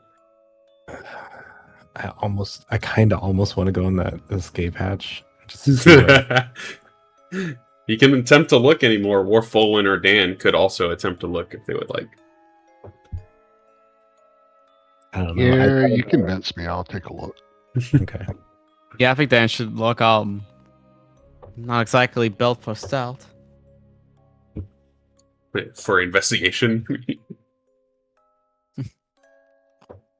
Make an investigation, Dan. There we go. Okay. There we go. Yeah, Dan, as you're kind of continuing on the shelving, you find another book that you can pull back, and then the whole wall of books kind of slides to the side, revealing what looks to be a passage, which is a slide.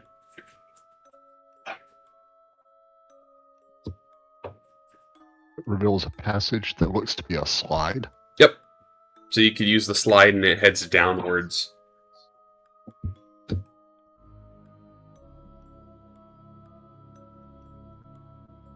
we go. That's neat. Here we go. So you're taking the slide? Think it's there just for fun, or Woo! To the first floor. No. If I was this rich, I would put a slide in a hidden passage in my house. 1000%. At least it's not an elevator for folding.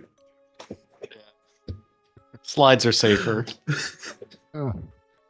All right. We're going down the slide. You're going Okay. down, Dan? Yeah, I'll go down first. I mean, if everyone else is going, I'll probably go in. It's a very quick spiraling slide as you go down, Dan. And eventually you hit what feels to be like a pressure plate. And then the door slides open and you fly out the exit into the garden.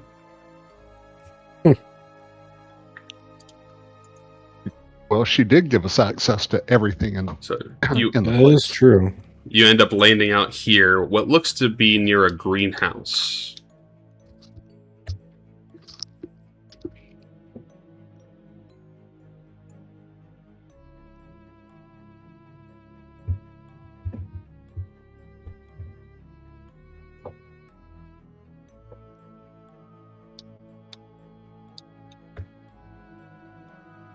So all of you end up sliding down and arriving in the garden area near the greenhouse. Is this greenhouse the same as the ballroom? No. The ballroom is in the back of the manor. So Okay. this seems to be like a Why would the private greenhouse ballroom garden. Why would the ballroom be in a greenhouse? It has that same kind of like planted style with glassy windows and stuff. So it looks very natural, kind of comparable to a greenhouse inside the ballroom, but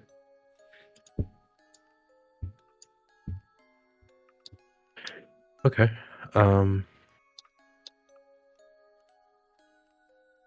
Guess we'll take a look at the greenhouse.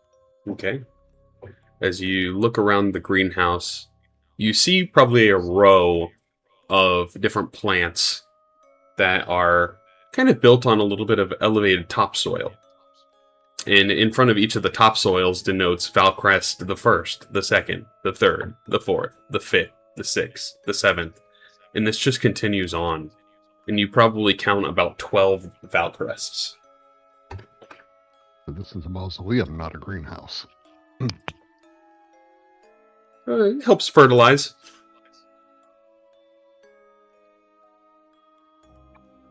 And these are what are we looking at? It's almost like they're buried here. It's just flowers growing on an elevated topsoil with little placards in front of them detailing each of the different names.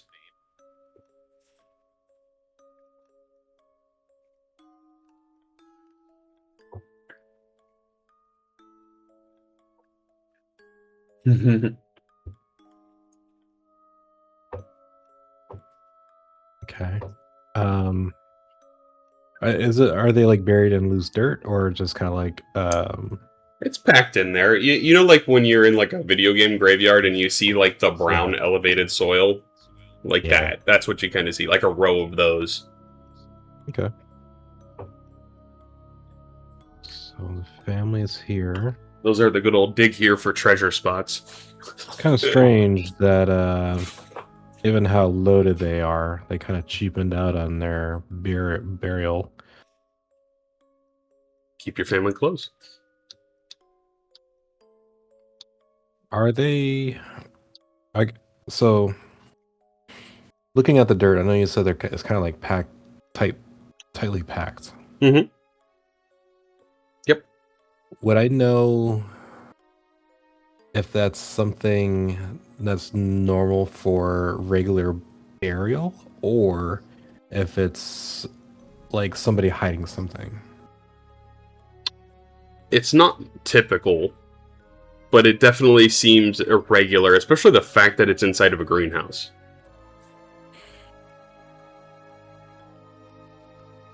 It almost might sort of be symbolic to some degree, too, with it being in the greenhouse. Might be a symbolism. I'm just kind of perplexed that they have all this money, but not like a tomb dedicated for them, or a mausoleum, like Dan said. Yeah, you see the flowers growing out of some of the soil that they have been laid in, essentially, too. So, Oh, so it's been mostly undisturbed as of recent. yeah, oh yeah. Okay, I think that was my next question. Is that the only thing of note here in this greenhouse? Yeah, there's a whole bunch of other different plants and stuff growing in here, but nothing that kind of catches your eye. Okay. Okay. So it's definitely more of a quick escape, just in case things go sideways here for her.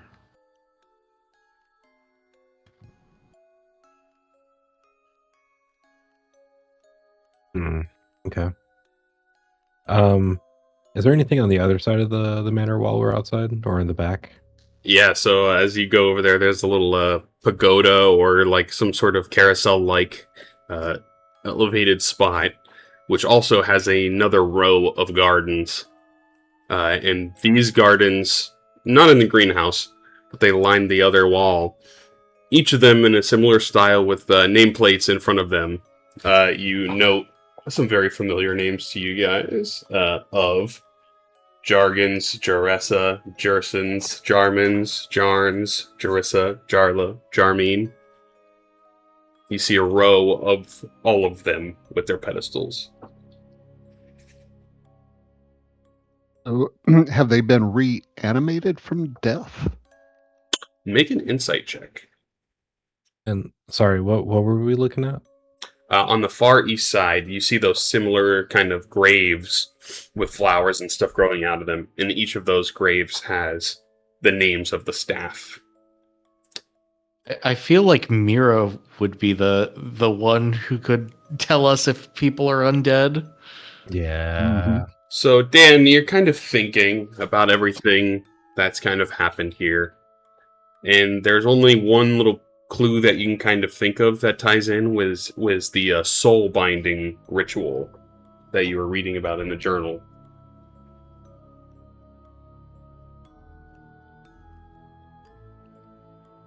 But that's for you to piece out. That's like the main thing that can kind of come to your mind about that. So, do we know how far away we are from the like the rest of the people? Hundreds of feet. Okay. More than a half a football field. Okay. Guess we can go back for sure and Well, find out whether the others are truly undead or not. let's also check the right side of the manor. So what's over there on the other side, on the outside? So, you found Lady Valcrest's graves here in the greenhouse. Yeah. Theirs was, for the staff, is over here. Right. Where the little carousel is. So is there anywhere else in particular, or? And there's nothing behind. No, you can just see the ballroom from behind through the glass windows. It seems to be way more filled up in there at this point, too. Okay.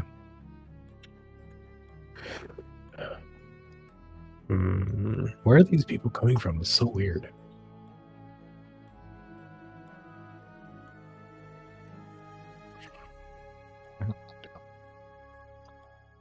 We're going to go ahead and take a quick bio break here, too, before we kick into anything. Unless you had something to say real quick, Brett. Yeah. I'm going to take out my coin of benediction. Ooh. And I'm going to see if I get any kind of reading or intuitive feel about this situation off the coin of benediction. Okay. In what way? I've got Because you can use it to replace saving throws and such, and or negotiate with archdemons.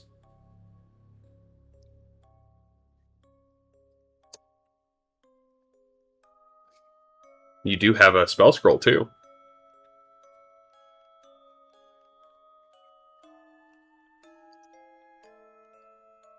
I forgot who had the spell scroll. But... Let's take that break because I was just trying to get some type of.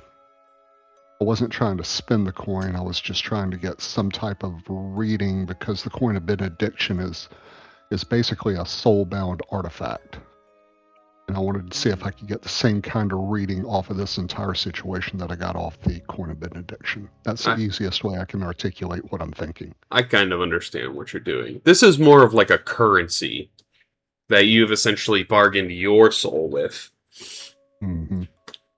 I don't think you like it has a similar undertone, but this is more so a little bit broader about this is closer to like necromancy of soul binding. Make an arcana check. This might help. You see my twisted mind. You know there is powerful necromantic magic that deals with trapping and or replacing and positioning souls, but you can't think of what they are. Okay. But it is typically a necromantic-based spell. So, we'll take a quick bio break here, guys, and then we'll come back in for part 2. So as you guys jump back in after the reveal of the deceased staff as well, seemingly, you guys are finished outside, I assume, or? Yeah, I feel like kind of got some dark hints as to what the true nature of what's going on here is. Yeah. As you guys enter the hallway, you can hear some screams coming from the ballroom. As things are starting to get into a fray within there, you see a couple of the people that were disguised as what looked to be some of the patrons rip off their disguises to reveal the porcelain face that you had seen previously on some of the cultist members. And they will yell, "Where is she?" And some of the people will go, "We do not know."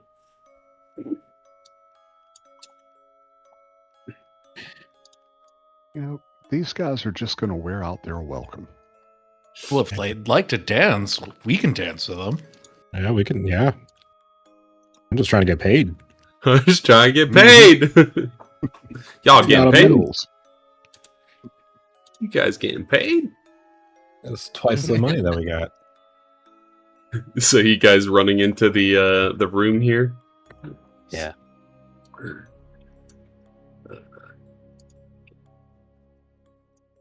You see another one of the larger ones. You see a couple of members. And you see... Oh, that's it so far. So far.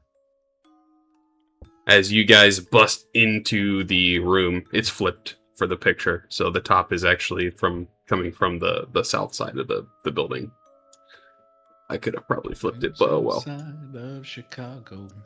So as you guys erupt in here, you see these guys harassing some of the patrons. And they turn and they see you. "You're the ones that killed Jonathan and Williams." And you're the ones who are wearing your welcome out. Huh? We're here for something. They stole it. Yeah. I'm here for something too. Do I believe it when they said they stole something from them? Make an insight What'd they check. steal? It's none of your business. You'll see one of the guys, he's like, "They stole my family member." Plenty of members that haven't been stolen. You do believe that they are lying or telling the truth when they said that something has been stolen. You kind of look down at some of these members, and they all have like these little nameplates on them that say like "in loving memory of XYZ," whoever it is. He's like, you'd probably assume that it's probably tied to their outfit.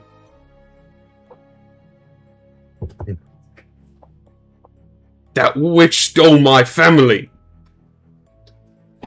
She needs to be stopped."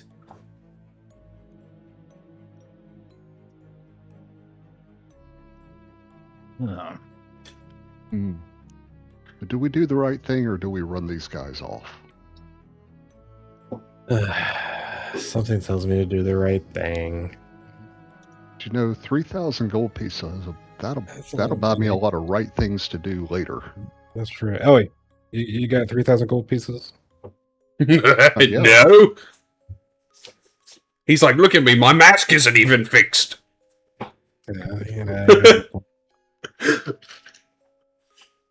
When did this lady steal your family members? Legend has it, centuries ago. But she won't Okay. let go of the fallen. Not recently though, right? I mean, that's kind of hard to prove now, isn't it? Oh, I mean, yeah, it sounds kind of crazy. And that also would be before the forgetting, right? Correct. Which no one remembers before the forgetting.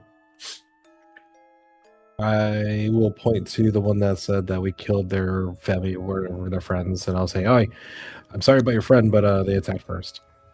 They weren't even trying to kill you all. We've been given orders to catch her. And I guess they weren't technically. They were kind of just running straight at her. Yeah, kind of. I was kind of rubbed the back of my head, like.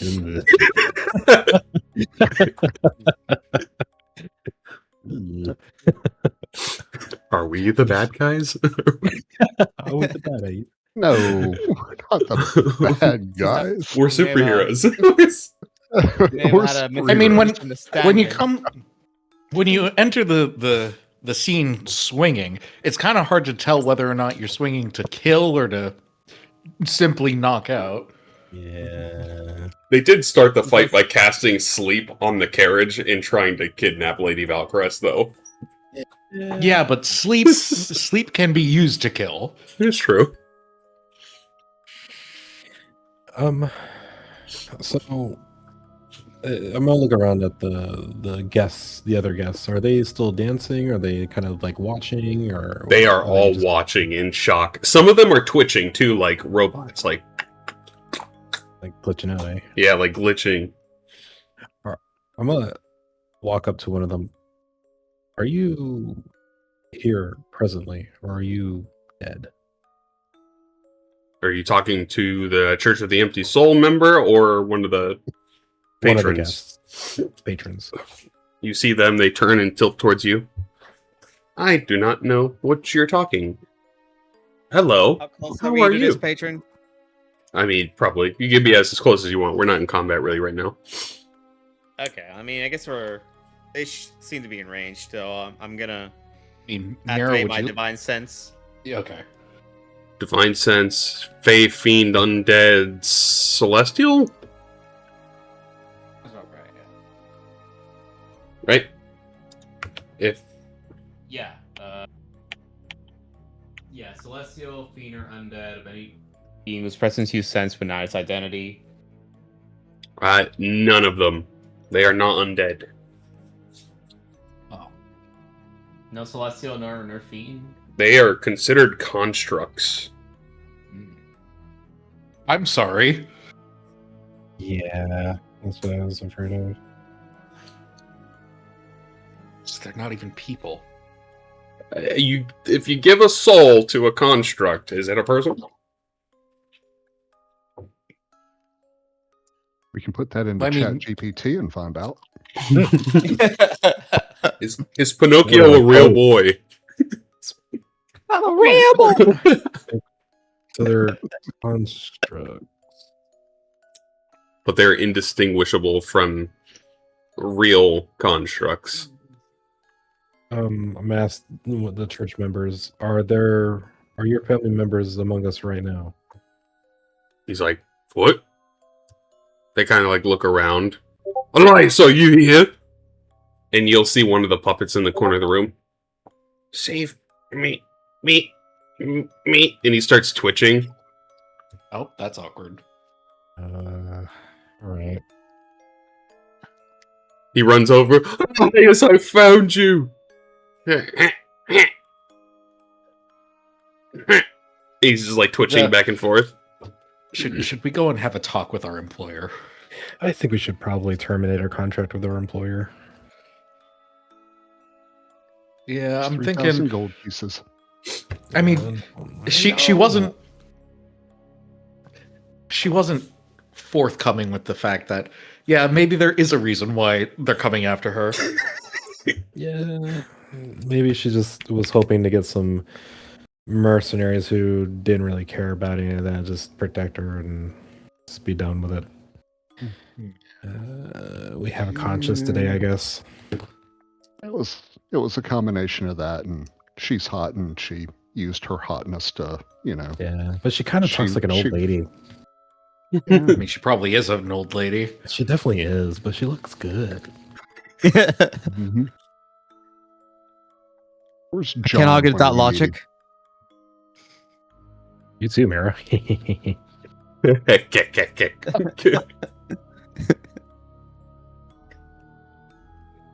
All right, maybe we should head upstairs.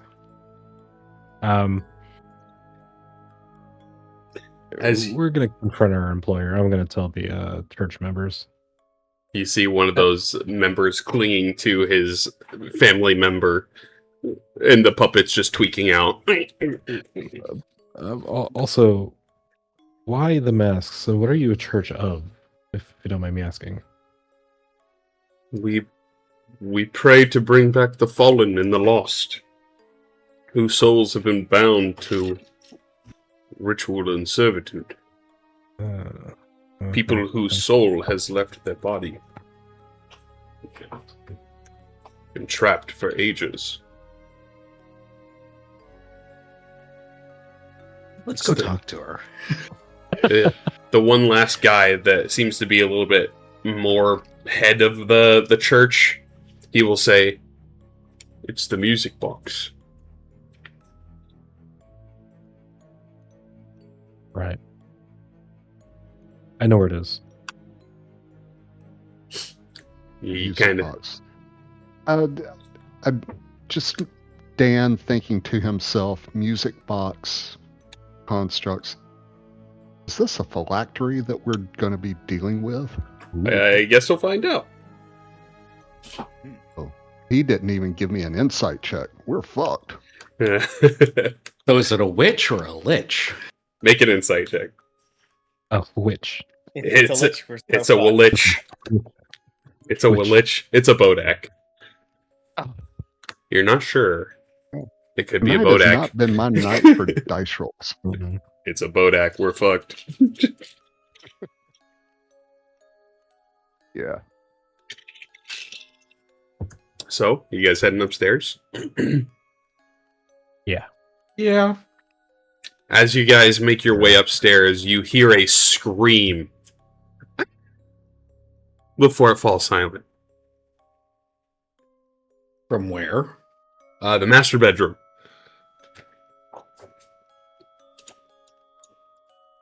I'm not really that concerned. I am. Let's be quick about this and go see what that was. So as you arrive at the master bedroom, the door is swung open, and lying on the floor is a seemingly deceased Lady Valcrest, who is not actually bleeding due to the wounds that she has. There is no blood that comes out of her. Mhm. You see what looks to be a cult member standing over her lifeless body. And he looks up, goes, "They can be free now." Okay. We didn't. Oh, this is a lot. And as you look in the room, the music box on the counter is just twirling and playing. Is it one of those where it only plays if the music box is open? It seemingly never stops playing. Well, I was wondering if we could just like close the lid. Oh, you could try. It still just continues on. I'll use Mage Hand to try to close the lid. Okay. Yep. Yeah, I think I'm also going to channel the negative emotions because I realize, oh crap, I may have killed potentially innocent people. As you That last part. close the lid, I want y'all to make a perception check on the mage or on the music box. Oh, I get to use that lucky rabbit's foot. Hey, this is when you get a nat 20.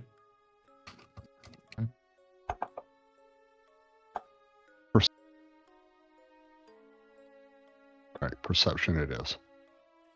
1 to a 4. I mean, you know, it's Wow. progress. Is a dice color change is what that is, my guy.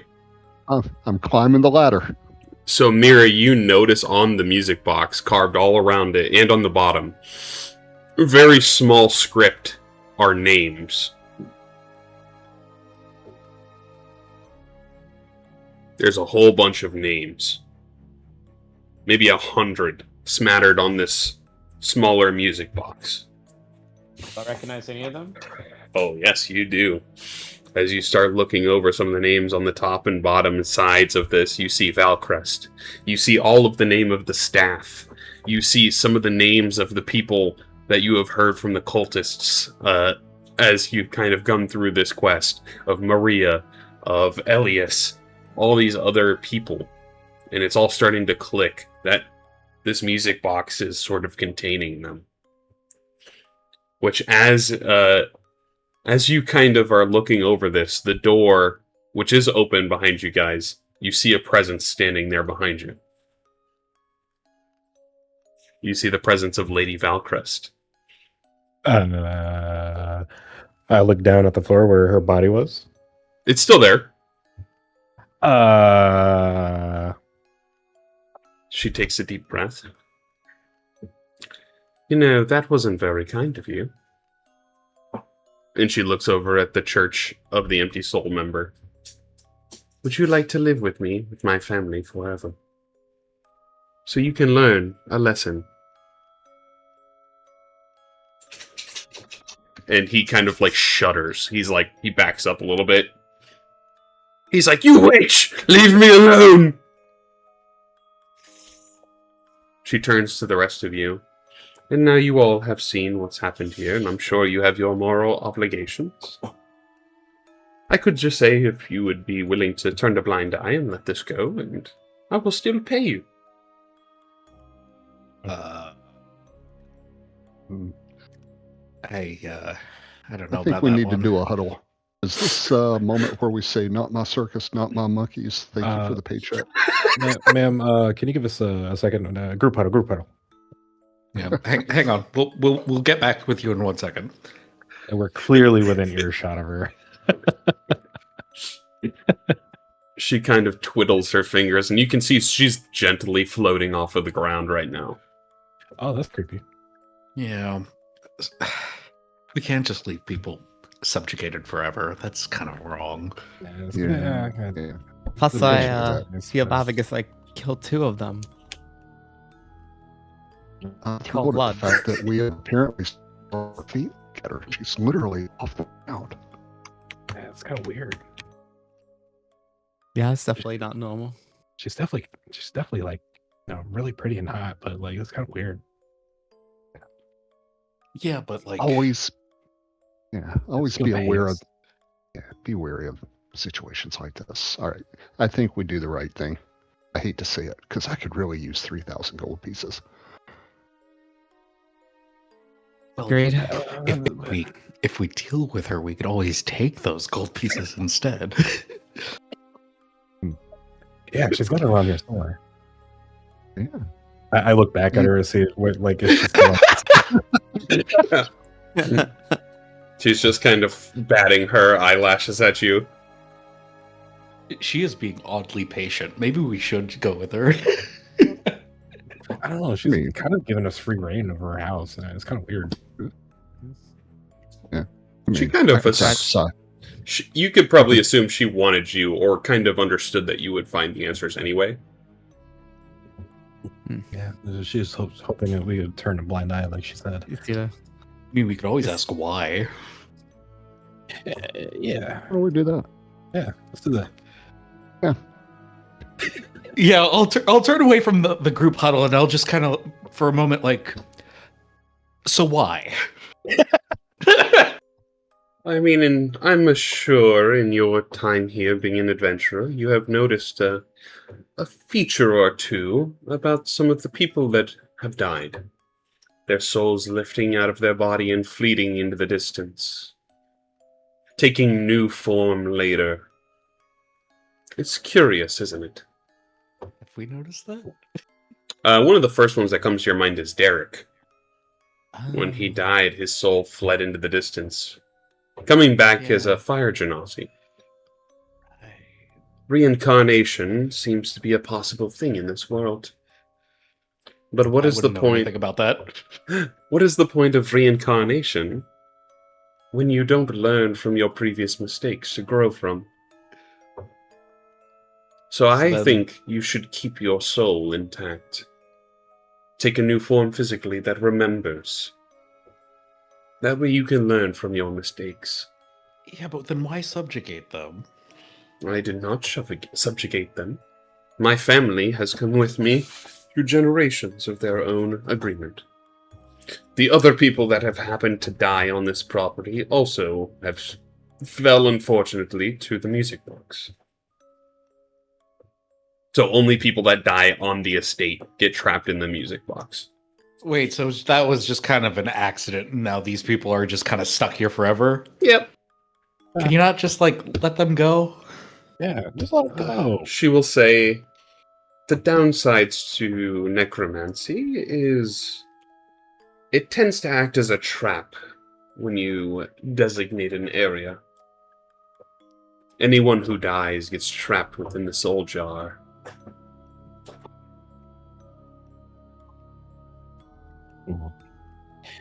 But how about letting them go? Unfortunately, the only way it can is to give them new life into the bodies that I have fabricated.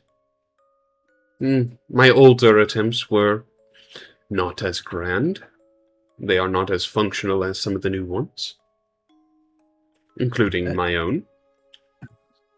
Don't you get tired of like having the same people here all the time? That you can't really carry a conversation with these people. They're not alive. They're just constructed. Well, if you would prefer to give them a new life, new body, then you must dispatch their old one, and then we can craft a new one for them.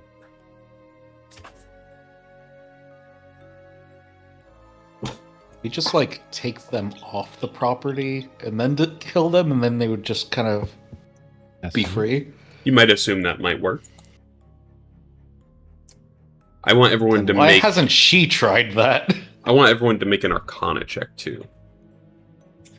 Alright. And good insight there, Fulton. Maybe there's a own selfish reason for not doing that. I'll tune that once. Oh, 0! Goose egg! Dan, knowing that it is now a soul jar,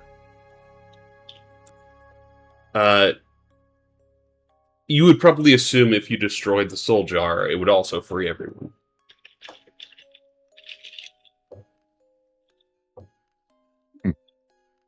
But it is Okay. a very powerful magic artifact. Kind of like a phylactery at this point. Would instead of destroying it, what if we were to take it off property? It would not work. I've still designated this area of the manor as my, what do you call it, domain of sorts. And the soul jar is tied to that. What would happen to you if the soul jar is destroyed or removed from the property? Question. This would be my last attempt at life, unless I made a new one. So I point at the body on the ground. So you? Oh yes, Valcrest the 13th. Okay. So it's the same Valcrest. I have lived generations, using my own necromantic powers to ascend time, essentially. The vampire. I don't need the blood or the permissions to enter one's estate. Yeah. I kind of elbow Dan Vampire, give him a wink. This just got GitHub repos. Gonna get blown away. Yeah. I have seen things in this world in lifetimes that not many people can say they have. So one's own morality being enforced on the world. Wait. Who's to say one is Wait. better than the other? Wait, so you remember the Forgetting? She'll look at you. Knowledge is etched on the soul. That is why when you reincarnate, you lose said knowledge.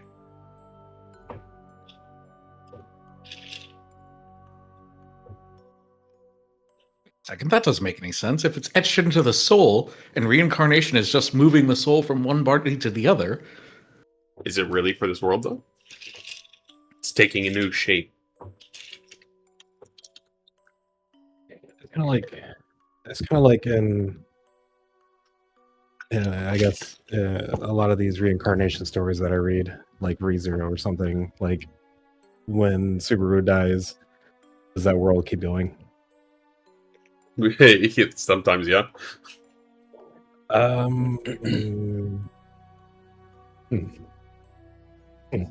But there is a possibility to recall what is on your soul too from previous lives. That might be a piece of information she doesn't know. Wishful when you would think about that? understand that, yes. But she hasn't had to understand that since she is the original.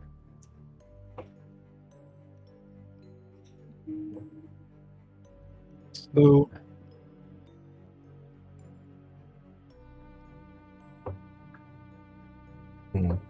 Wait, Go ahead.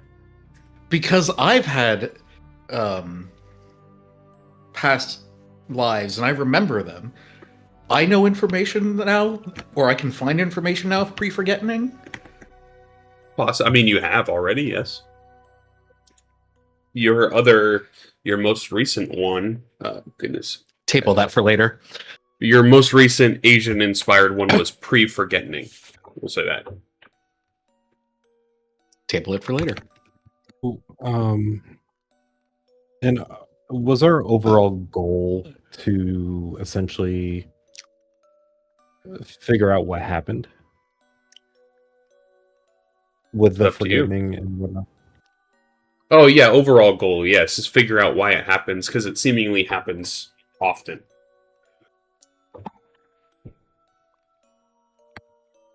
Lady Valcrest, so you're implying that you sort of have knowledge of the world. Do you know why the forgetting happened?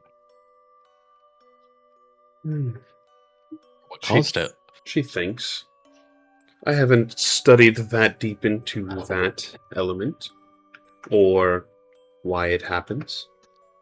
All I can tell you is it is not the first time, nor the last time, that it will happen. I have been alive for over 700 years, and I assume that it has been happening even before that. I was hoping you would know. Unfortunate. So do you have control over the music box, or are you a product of the music box? I have crafted the music box. It's like a 7th or 8th level, like, necromancer spell. Does it play any other songs? Because wouldn't you get tired of the same song over and over? I think the melancholy brings vigor into my body. She kind of like bites her lip a little bit. You need some vitamin D. Cause I'm blue now, buddy.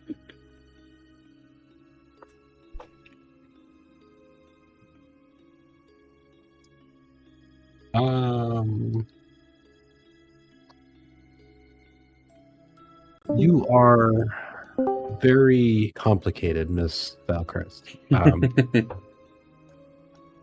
We don't agree with your ways. We don't agree with what you're doing. We don't like what you're doing.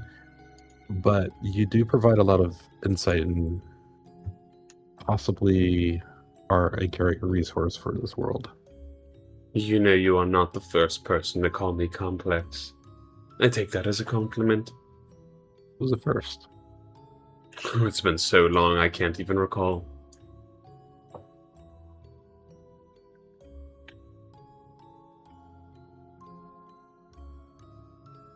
Oh, Red died. He got stormed. He's gone to the soul jar. He's in the soul jar!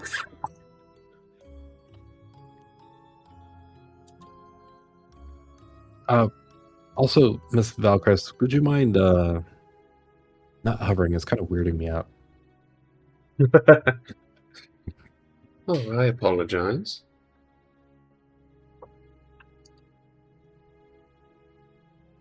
Is the church member still with us in the room? Yes, and strangely enough, he's like eyeing at the music box. Like he's getting ready to do something to it. If he were to do something, I would just let him.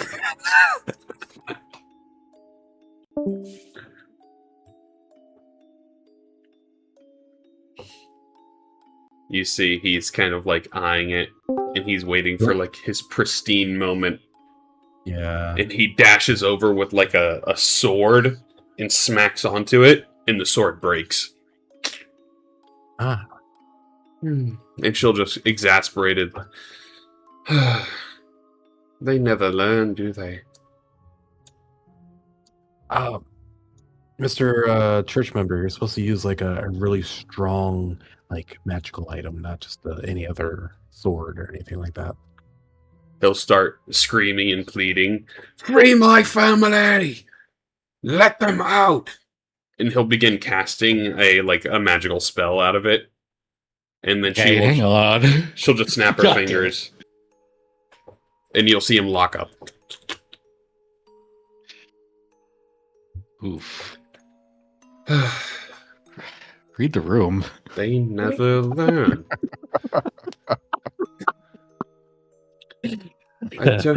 I don't want this bloke within the music jar.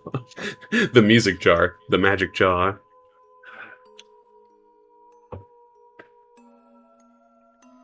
So of all the souls you decide to pick up, why that church in particular, or to just invade your state? Good question. Why? I assume the church was made in response to her. Yes, that is correct. Oh, okay. I see. Some of their family members had been died and trapped into the soul jar, and they have formed to essentially free them.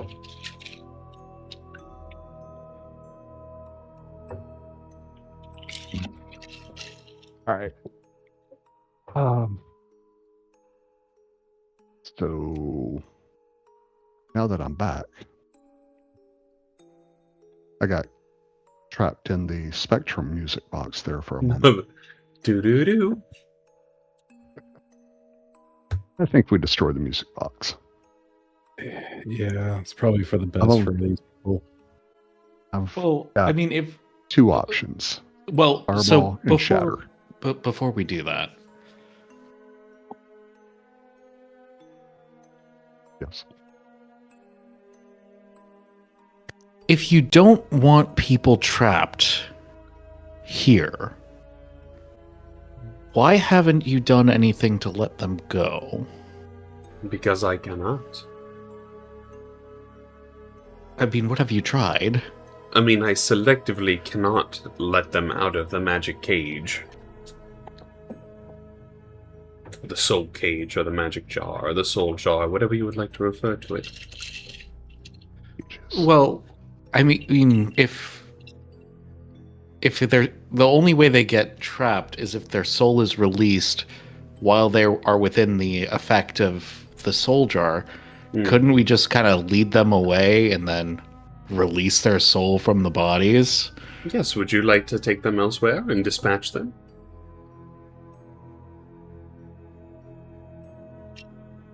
It doesn't sound very moral, does it? I mean, keeping them trapped and subjugated here is also kind of not great.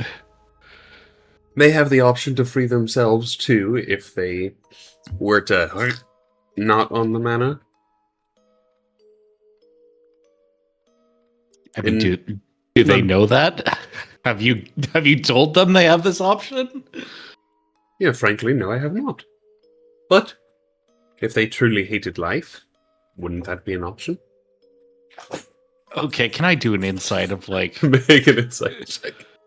like is she just bullshitting me at this point? I mean, she seems like she's just trying to move on with everything, you know, like she's laid out all her cards and she does not seem like she is going to move, right? Like she's thrown it out there with her position and she doesn't want to change. But also the fact that there's an entire church of people who want to free their fallen family, their fallen family, and like I would assume like initially they would have come with the peaceful option. It's like something's not adding up here. See, that's why I was wondering if she is a product of the music box as well. You know, sometimes necromancers just not good people, you know? No. No. And she may be more more in the middle, where it's like not like the most evil. It's going to torture these souls for fun, but also. Oh, she's lawful Not a good person. for sure. She's not chaotic evil to just do bad things for bad sake. Like, yeah, She has a code of honor about doing evil things. yeah, she has a very research-heavy mentality when it comes to this kind of stuff.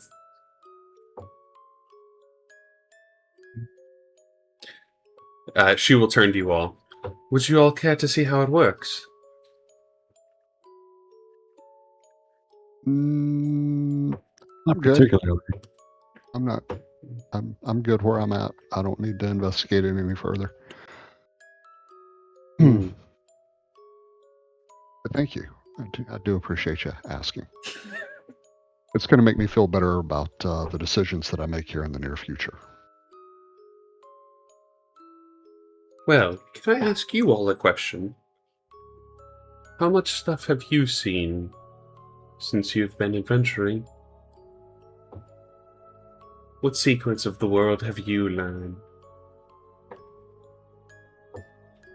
Probably the most important was that I learned that Warden Mova probably needs to be returned to factory settings.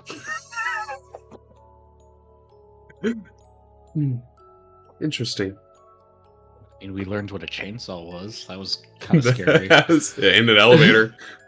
And an elevator too. And an elevator. Highly recommend never go on one. Oh, yes. Interesting.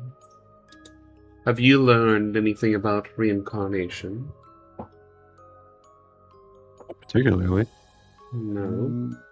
I mean, I think we may have met some individuals that may have experienced this and how you said it.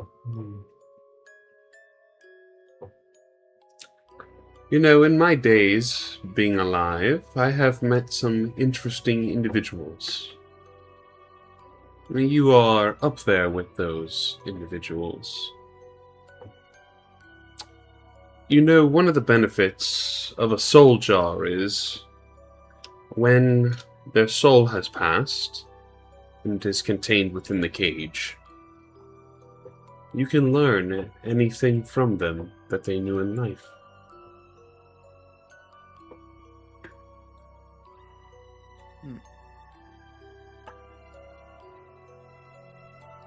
Give them $10, you can get anything you want.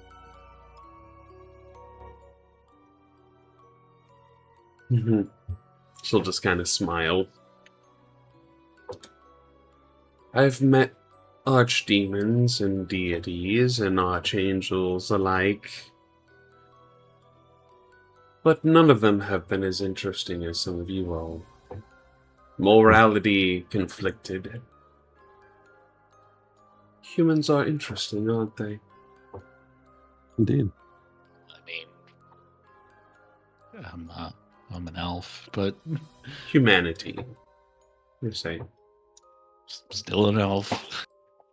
I mean, you're part of the humanity side. Am I?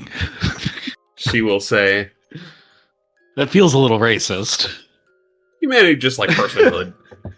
One archdemon in particular shared a common interest as I did, and at one point was my mentor. Her name was Windella. I'm glad it wasn't Jim.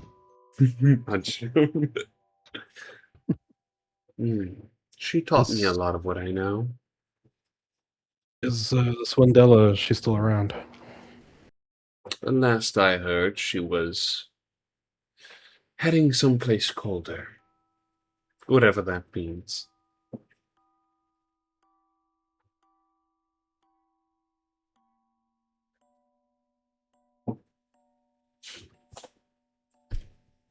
And she'll look at you.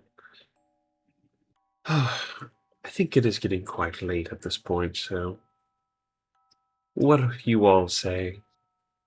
Will you let the secret of the music box be?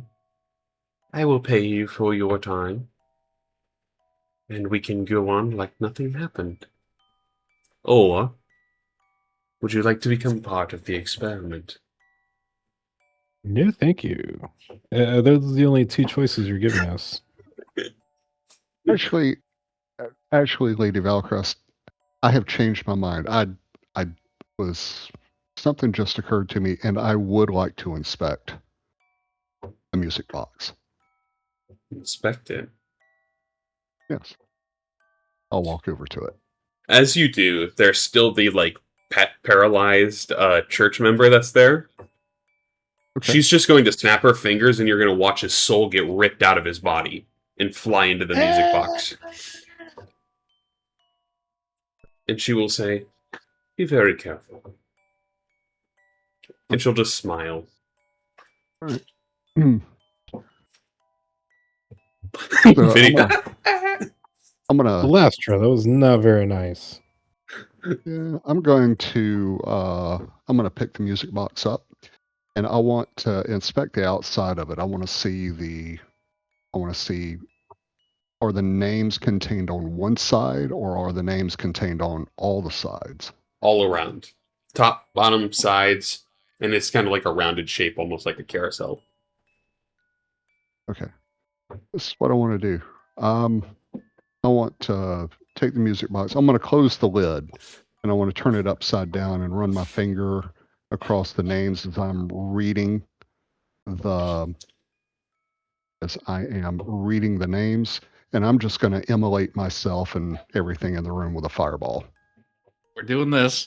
Okay. Yes, we are. Hold on, let's before we do that, I'll have everybody set their tokens down where they would be.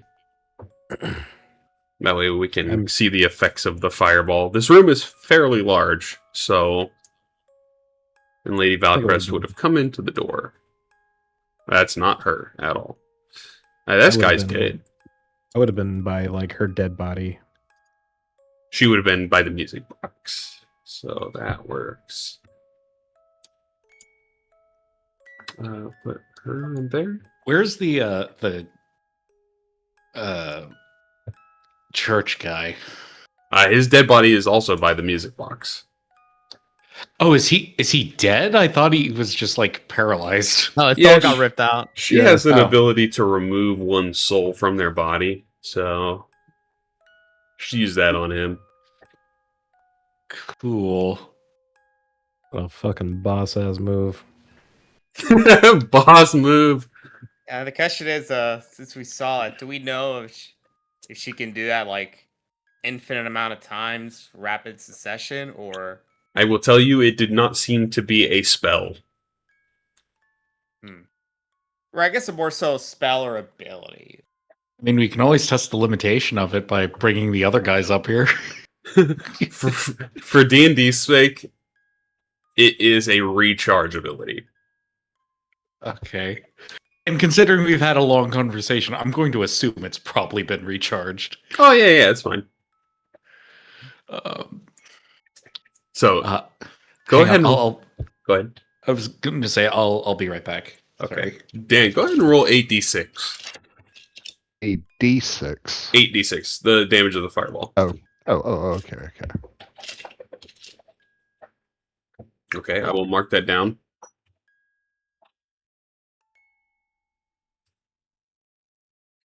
Alrighty. I would like everyone to roll initiative. Except for Dan. Dan immolated himself, and he is now helpless. Hey, you got 1 hit point. Okay. Initiative, roll, NPC, initiative. What a fucking... That's a way to kick it off. That is a way to kick it off. Hey, too bad that church guy's not alive anymore, because he can heal people. All their spells are literally teleporting, invisibility, CCing, and healing. And magic missile. But that will go first. I mean, that one guy had Eldritch Blast. I don't think William rolled his yet. Alrighty, we gonna kick things off then. Mako, go ahead and roll for your turn. And I'm gonna throw on some better music than this music box. 5, 10, 15, 20, 25. I'm going to teleport behind her.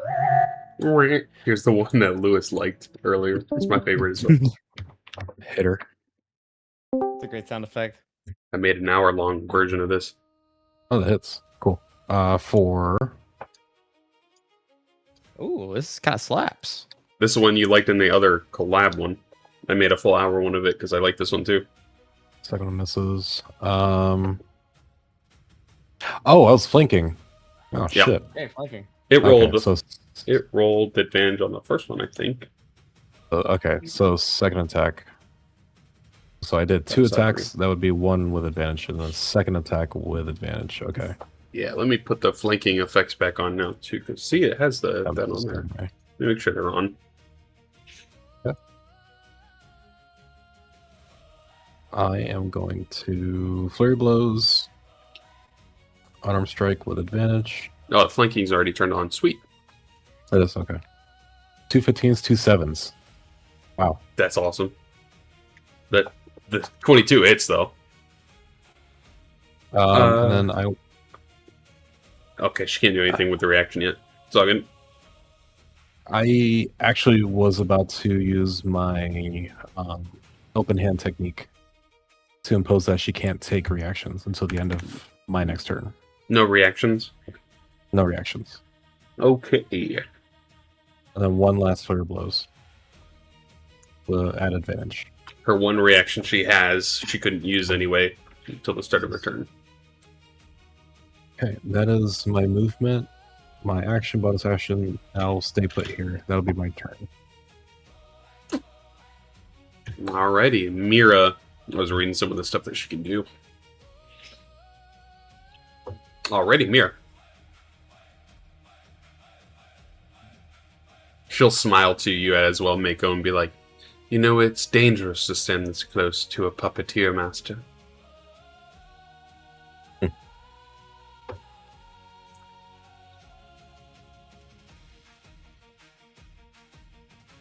Oh, is Lou's back? Yeah, I'm back. Oh, okay. Yes, I think I'm going to.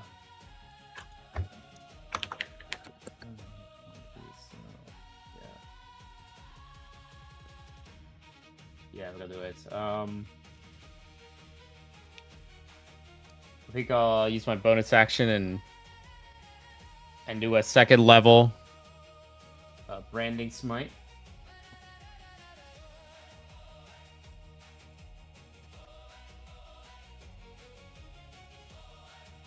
Already.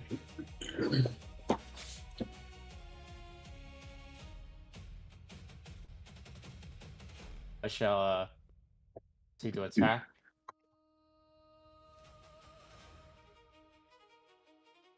I think will it do advantage itself? No, I have to reroll it again. I'll throw it and see if if it's 20. Oh, it looked pretty close. Close. 14 missed, unfortunately. Yeah. But yeah, let's take... I just rerolling because I'm flanking. Let's do the damage. Yeah, I think I'll do a first level smite here.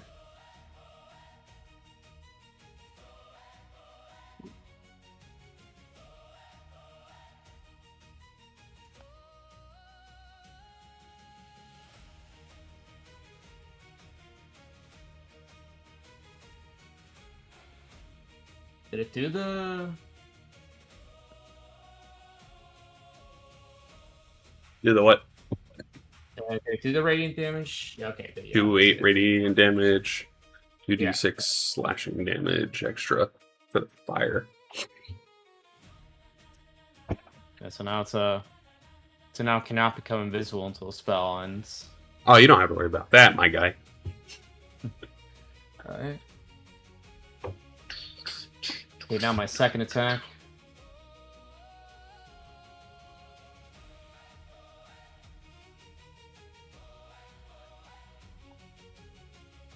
$16 misses.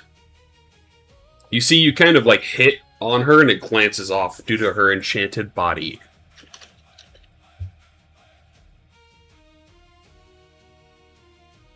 And I guess it's right now it seems that Mako's got a hold on her. I should be able to step back. Yeah, she doesn't have a reaction. Yep. Yeah.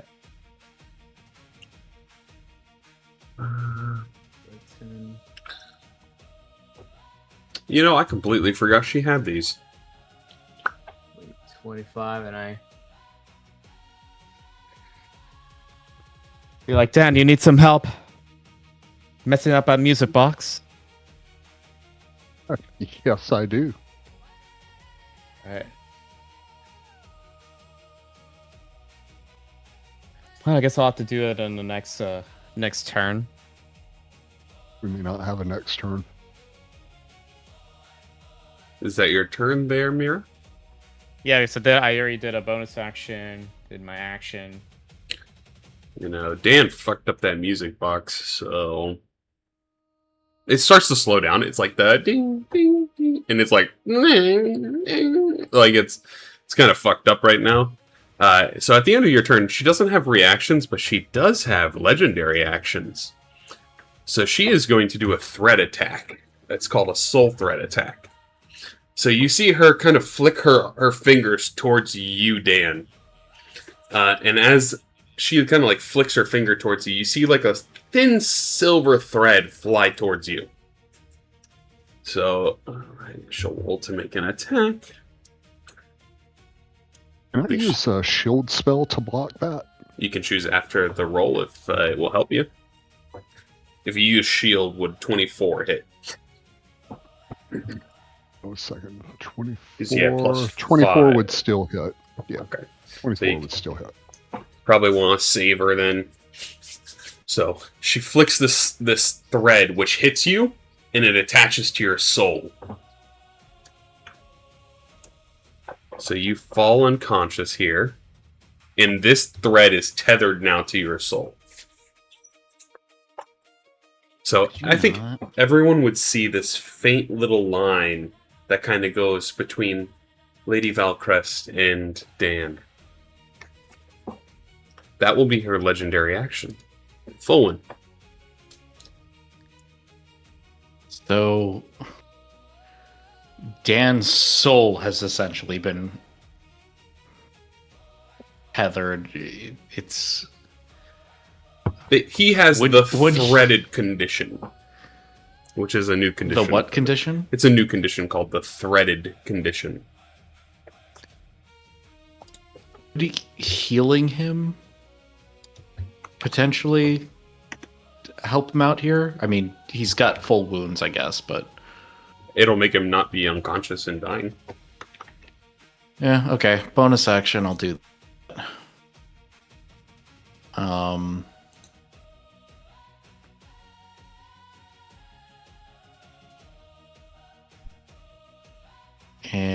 You're the greatest.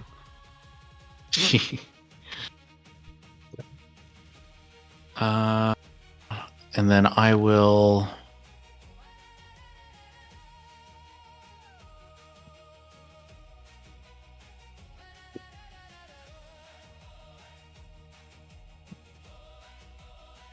Do. There we go. Oh, it says applied by full wind. Evasive footwork is. Sorry, let me bring up my doc. So you do get revived here, Dan. But since you're tethered, this is kind of like what you feel. She like moves her body and her hands, and as she kind of like sways around the battlefield, you can kind of feel yourself getting pulled around. It's like she is a puppet master, and you are attached to her strings at this point.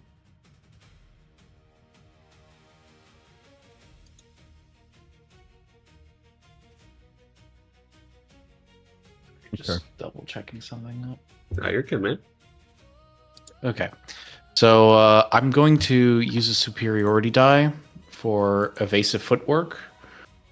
This adds 4 to my AC Okay. while I'm moving here. So I'm going to step back and do... She does not have a reaction right now. Oh, she doesn't. Right. Yeah, from Mako. That was So just a legendary action.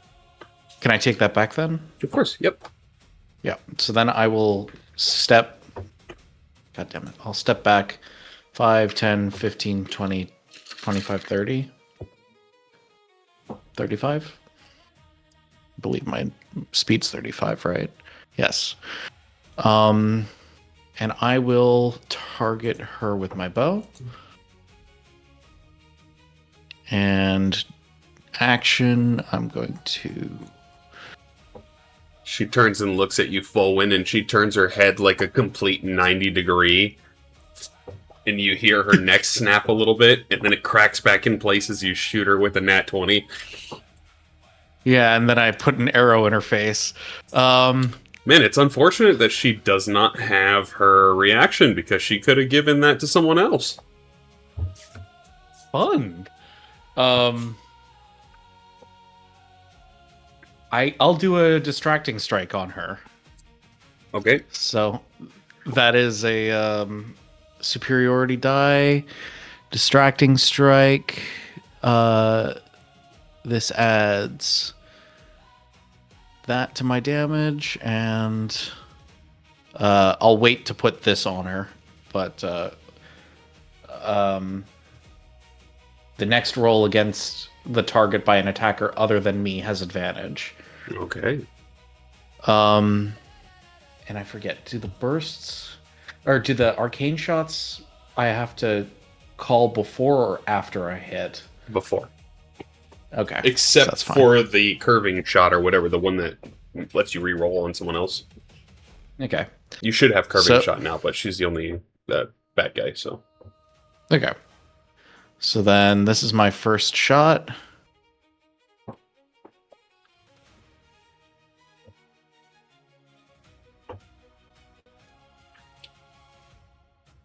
And I think I'm wrong too, by the way, William. I think you have to declare your shot if it's a special shot that doesn't do an attack roll. If it's a bursting shot, you can choose after the hit. Okay. Well, I was thinking like the shadow arrow where you have like a dex save or something instead of an attack roll. okay. So I think it depends. Oh, whatever. I'll fire again, and I'll make this a grasping shot. Okay. Hits. Okay, so that's an extra Extra, yes. 2d6 poison damage. Speed is reduced by 10, and 2d6 slashing damage first time on each turn it moves 1 foot or more without teleporting. Okay. So then here is the damage plus an additional Oh, big rolls. 7 poison. Okay.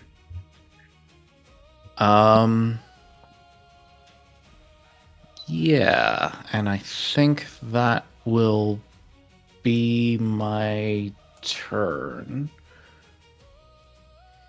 Okay, I'm just doing some math here. Yep.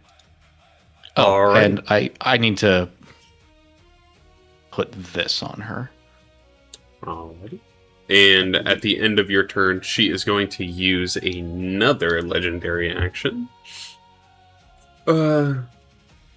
She'll look at you, Mako, and she'll kind of bat her eyelashes at you.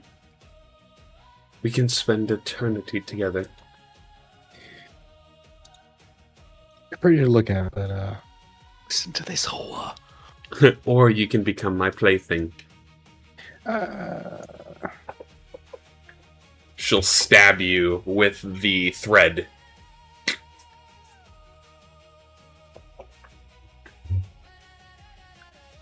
So you will take this damage, and you are considered threaded. Hold fast, boys. Hold fast, boys. Hold steady.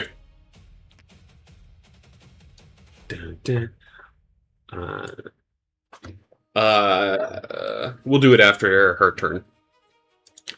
Dan, you are prone, but you are awake.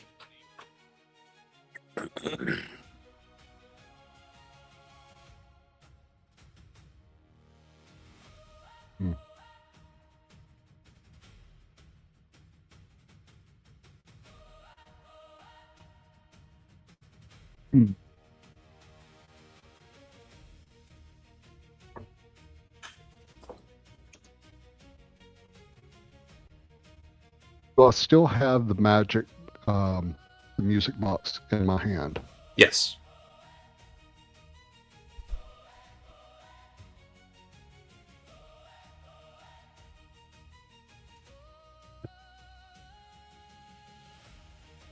Would you like to stand up first? I think that's probably the first thing that kind of affects your decisions.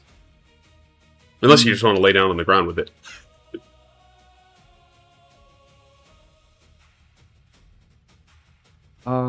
I have an idea. It'll either be genius and it'll end everything right now, or it's going to TPK everything. Okay, I like it. There's 31 damage marked on the music box.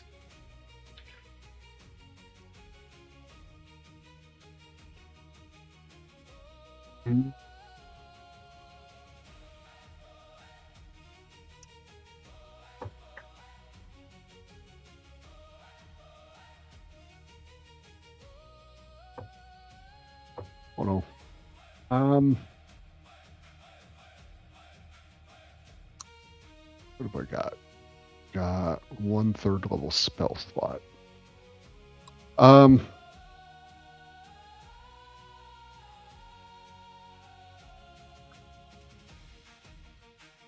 right. I don't really need to be standing up to do this, so I'm just gonna lay right there on the ground, and I'm gonna cast Magic Missile at the 2nd level on the music box. Understood. Okay. oh yeah. Magic Missile, 2nd level. 15. That's okay, so 46 total. Yep. It's hanging on. It's considered bloodied for a music box. But it is getting there. It's starting to slow in its music that it's playing. It's glitching every other word at this point.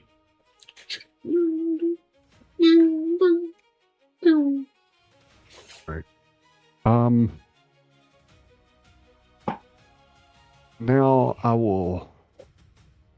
Well, yeah, I'll stand up. Okay, you stand up. So I've done the magic missile spell. We've got one other thing that I can try if we survive this round. It's 12 feet, right? And I've stood up. I'm not prone anymore. All right, that's my turn. So, fireball is 20 feet radius, right? Yes. Okay, she's going to use a legendary action to thread control you. And this only works if you have the spell slot, and I have not looked at your character sheet. Do you have a third level spell slot? Yes, I do. I have 1 third level spell slot left. She will, through your soul, command you to cast Fireball right there in the room. Right there where the blue circle is? Yes, sir. I'll just roll the dice. So, fireball. we'll just have them and we can apply it. So, Folwyn and Mira make deck saves. Okay, so... Oh, no. And this will not use your spell slot. It was just if you had one available. I thought about it using the spell slot, and I'm like, that's kind of dirty. She has spell slots that she can use, so... So both of you succeed, so you will take half damage from what Dan rolls.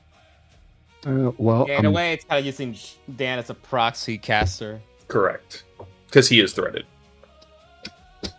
you said Mira and Folwyn? They succeeded, so they'll take half damage.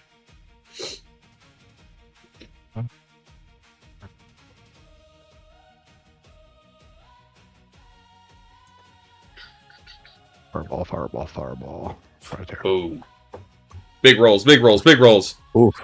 Oof. 54. So you get 13 back. And Folwyn down to 20. I like that. That's a good ability. It's her turn. Does she get damaged at all or no? Oh, she is damaged, yes. No, during that, did she get damaged at all or no? Oh, from the fireball? Yeah. No, sir. He wasn't in range. Yeah. She controlled it to just hit between Folwyn and Mira. And Dan is still useful to her. That is why he was not included in the range.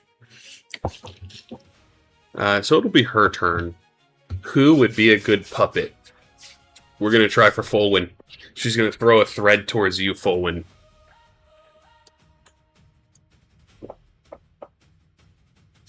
$18 hits. I think that just hits. Big roll. So Folwyn is threaded as well. Yeah, my AC is 18. It was just enough. It was just enough. Does she use the super powerful ability cut the thread, or does she... I don't like the sound of that. I'm gonna roll a d4 here. She's gonna do Soul Rend. Mako. Likewise to the cultist that was in the room, since you are threaded, you begin to feel your soul start to get ripped from your body. So you will make a Constitution saving throw. That is a failure. Oh. You will take this much damage. That sucks. Oh.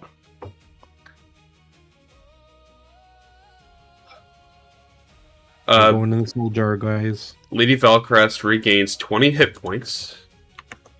Oh, let's... 20 points. 20 hit points. And the target's soul briefly appears outside of its body as a glowing spectral duplicate. No. So yeah, you see Mako floating outside of his body as it has now been ripped from him.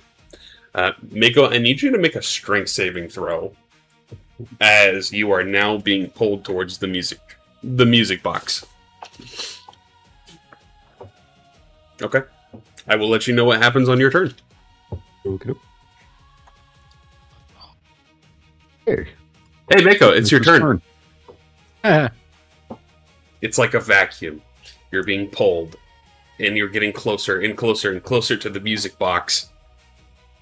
And as Dan explodes the music box, and he's just bashing into this thing, hitting it with magic over and over and over. You yank back into your body. You are at 0 hit points, but you are not pulled into the soul jar. Ooh, that was What's close. the DC on that? 15 is the DC to be pulled into the music jar. The Loud. music box. So I need you to make a death saving throw. If you actually die, though, you do go into the music box. No save. Yeah, try to avoid dying. Yes. That's a success. Yeah, like that. But there you go. Alrighty. At the end of your turn, she will make a legendary action. She is going to do... she'll do cut the string. She's going to look over at Dan and say, "Thank you for your service." And she's going to clip the wire between both of you. And you will take 3d6 psychic damage. No, don't do that. So Dan flops to the ground. No, I've got resistance to psychic damage. You took 6. But I think it was enough to Yeah. push you over the edge, right?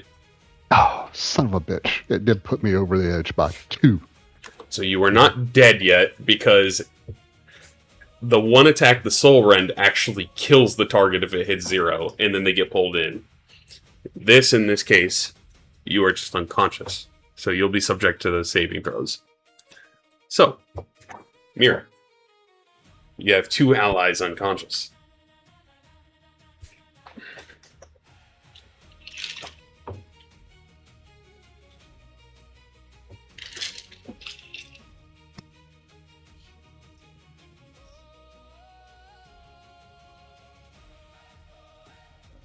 Speaking, we can't hear you. Luisito. Oh no, I was like mumbling to myself. Oh, okay. I heard you beatboxing, it's okay. He's like, "Damn, Pat rolled up a tough one." I mean, it really did. I'm like, I mean, she's pretty hurt. She's not that beefy as you'd think. I mean, she's a wizard, right? Esque, yeah.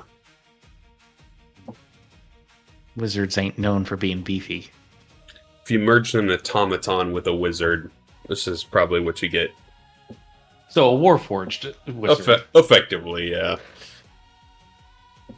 So a little bit more resilient because of the automaton body, but not by much for being this high of a sea yard monster. alright. So I just want to see, does the music box like appears to be actually damaged? Like it seems like we can actually break this thing, or Yes. You've done Okay. 46 damage to it as a team so far, and it is okay. over halfway broken. So now I think I like, try to go all in this turn. So, You gonna go for it? yeah, I'm gonna Hold the box. strike the music box. I'll tell you the AC is 10. It is an object. Alright. Smite would be awesome. Oh, that'll do something. That'll do some buns. Yeah, and definitely That do a hits. smite. Get that magic in it, and I'm also gonna do this. I'm gonna take that anger and aggression from me, realizing that I may have killed those 2 people from the church. And I'm gonna channel their dark energy in that attack to combining both the light and darkness, doing using some of the shield energy in this attack as well. The necrotic energy sinking into it. Yeah.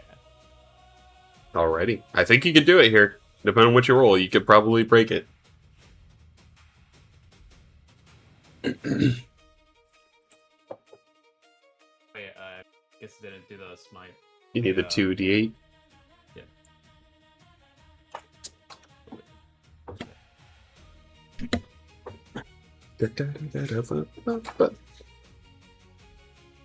65 damage total. It is barely hanging on at this point. It's barely turning at this point. You can barely hear the music stuttering out of it. Yeah, I got one more hit. You can do it. You can do it here. It is a hit. Oh, yeah. Hell yeah. Mira. Does she smite again? Does she smite again? Does she need it? I think I need to make sure. I think I'm gonna smite here. That's fair.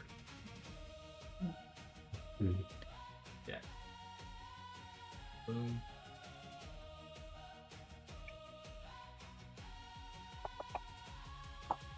There you go. Dang. With that, the music box shatters all across the room. You see Lady Valcrest.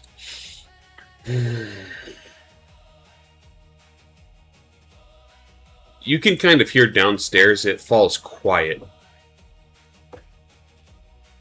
But she's still standing. She doesn't seem angry. She doesn't seem saddened. She seems inconvenienced. Now you are making me start anew.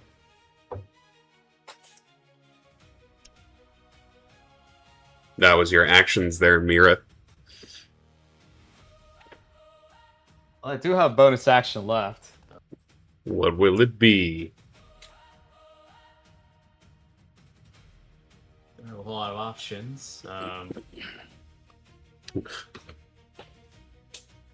We've tried nothing and nothing has worked. Sure. No, I think all I'll do is I'm gonna actually sort of decrease my my dark meter to be back to neutral. Okay.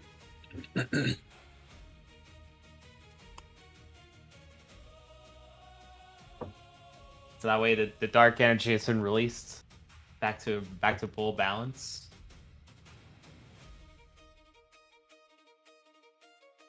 Okay. And now I'll end my turn. At the end of your turn, she's going to use her last legendary action. Full one's still threaded, which Dan is not. I'll remove that.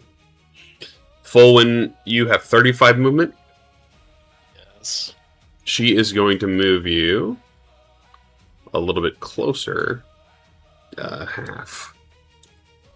20. Over there. She'll move you closer to herself. That will be her legendary action. Full one, it's your turn. She just looks at you smiling. How does a splash potion of healing work again? Oh yeah, you can throw it in an area. You target the area and it hits within a 5-foot range of that area you designate. And anything within that range gets the partial healing effects of the splash potion. I think it has it denoted in the actual item. Character who drinks this retains 2d4 plus 2. It's a normal Splash potion. potion can be thrown, has that range. If thrown within a short range, it's automatic success. If thrown within the long range, it must be a dex check. On impact, the glass will shatter, expending the potion. Any target within 5 feet of the impact of the vial regains 1d4 plus 2 hit points. Okay. So you could throw it at Mako from here. It would And splash throw it behind him. and he would get the hit points, the 1d4 plus 2. Or Okay. you could throw it in between Mako and Mira, and they would both get 1d4 plus 2. Okay, so I think I know. I think I know what I'll do here. So for my bonus action, I get what you're doing. I figured it out.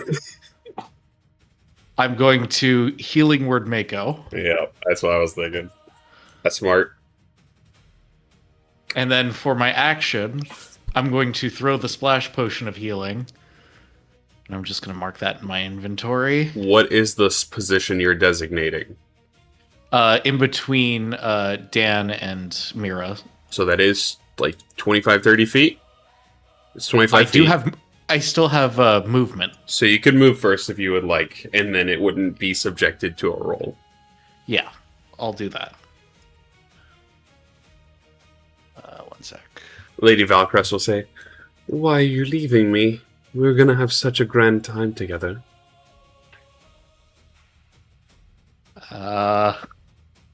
Yeah, I'm just gonna do a quick, 5, 10, 15, and now that's what range? Am I within the range? I can move closer Yes, if needed. sir. You're good. 5, 10, 15, 20. Yep. Okay, actually, I'm gonna take another step or two back in case she does that again. So that's 25, 30. And Just run away. no, it was because she moved me on my on one of her legendary actions. So that's 1d4 plus 2, so that is 5 to Mira and Dan. So Dan's no longer unconscious, and Mira gets back up to... You already got there, okay. Boom. Okay. Yeah. So then I'll action surge. Action surge. And I'm going to fire 2 shots at her. Okay. She looks at you and she goes, "You're gonna be a very fun plaything." I'm going to use a superiority die to precision. Okay. So that's an extra 1d8. 14 doesn't do it, unfortunately, buddy. God damn it. Okay. And then the second one.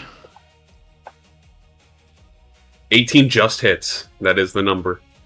Sweet. And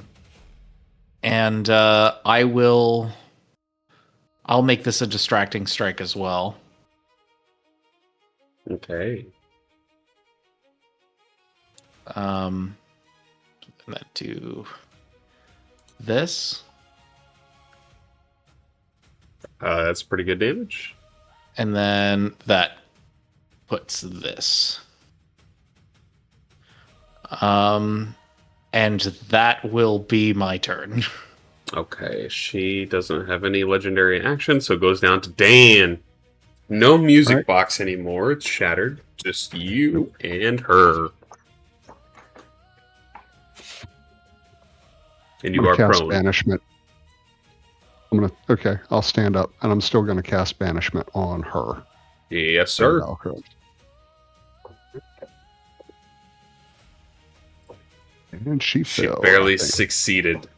barely. Oh, fucking A.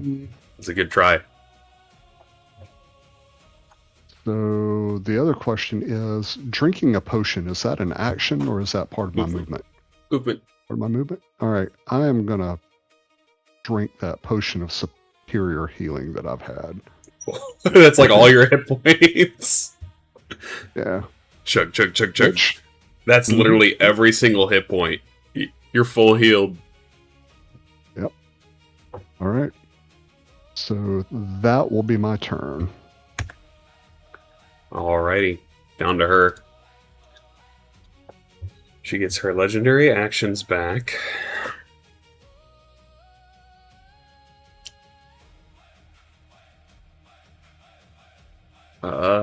She doesn't need to do the marionette dance. Let's get Mira threaded as well, hopefully. So she's gonna throw a thread towards Mira. Oh, 21 to hit.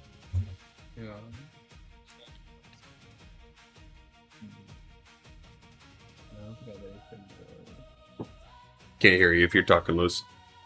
Oh no, don't worry about it. Yeah, I don't think I have anything to like re-roll that. So Well, you get some necrotic damage, which you are resistant to, and you are considered threaded.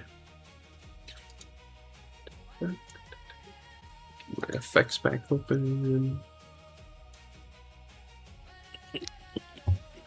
And then she is going to use her puppet command ability. Who does more damage? 5, 10, 15, 20, 25, 30. Mako. He's prone. He's prone. Okay. Me? No.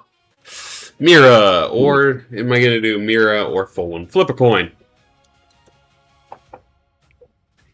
Fulwin, you are going to do a grasping shot, if you have one, at I Mira. have one more left. Okay. At Mira. It will not expend your usage of it, but you do have one to use it. So you will Okay. shoot Mira, or attempt to shoot Mira with your grasping arrow. Okay. We're just gonna do this.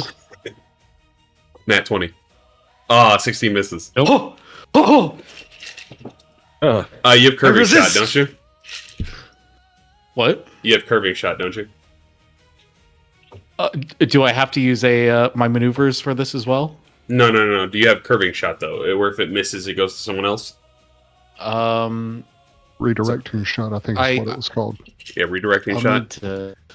It's a 6th level arcane archer ability.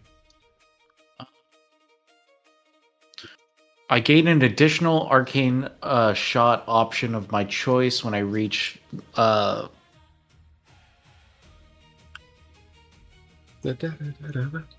reach 7th level. I'm currently 7th level. Did I? Yep. You learn how to Choose one. redirect an errant arrow toward a new target. When you make an attack roll with a magic arrow and miss, you gain a bonus action. You use a bonus action to re-roll on the new target. So you do have the redirecting arrow. It's under your Archer of the Arcane section of the bow. Within 60 feet of the original target. 5, 10, 15. Well, make a shoot yourself. So, full one. Make an attack roll on yourself. I just shoot it up into the air and... It curves back and it flies towards you like a boomerang. Okay, so do I need to, like... Roll on yourself. Roll, like... Yeah, okay. This is a good one. This is going to be the nat 20. We need it. Full when you hit yourself. Go ahead and roll the damage with with the grasping shot. So I take... Oh, that's not bad. 6 damage plus an additional... And you have brambles. 7. Okay, so I'm also affected by that. So... And you're brambled up. And then she will... Mako's down, right? So she's going to move. Well, Mako's not down, but She's Mako prone. is currently prone. So she's going to move 5, 10, 15, 20, 25, 30, up to you there, full win. So Mako, you do get an opportunity attack at disadvantage, but you get one. Punch her face in the face.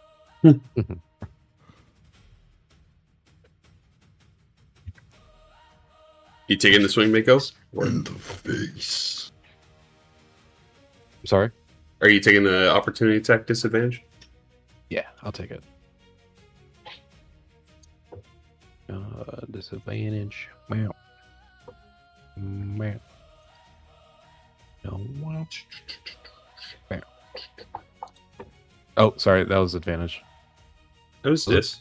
Correct. It was 26 hits. Holy shit. You dropped a nat 20 for an 18. That's pretty legit. 6 damage. 10. And she is going to use a bonus action to do Tethered Dancer.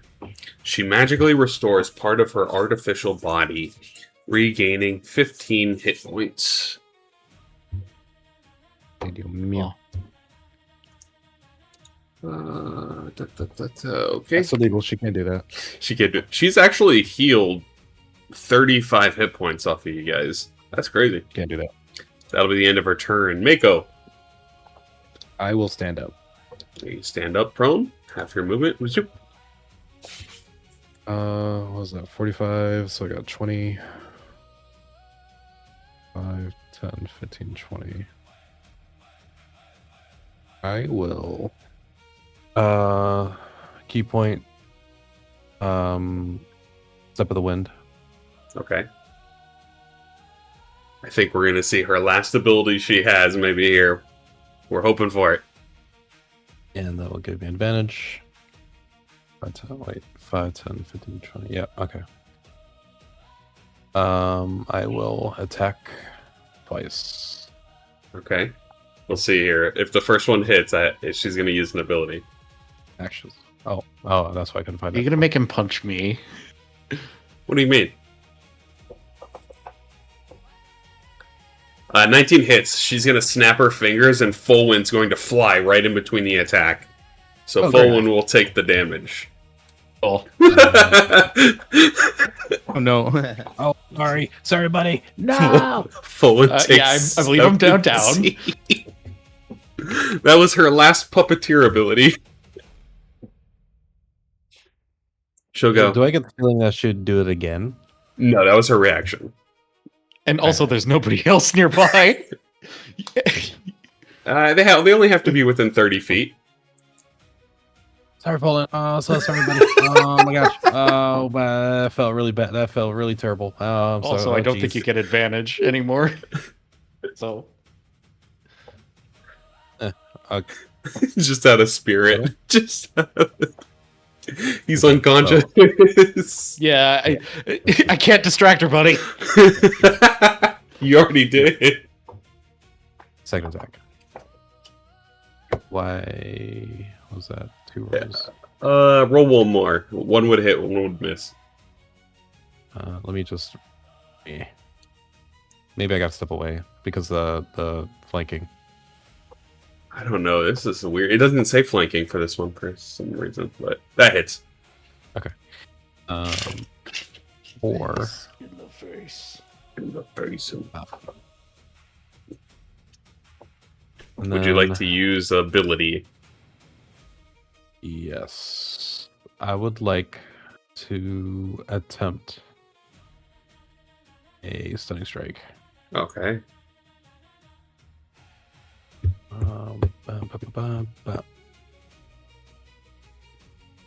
She barely succeeds. Damn. You know, she only has one of these, and I thought I was about to have to use. Okay.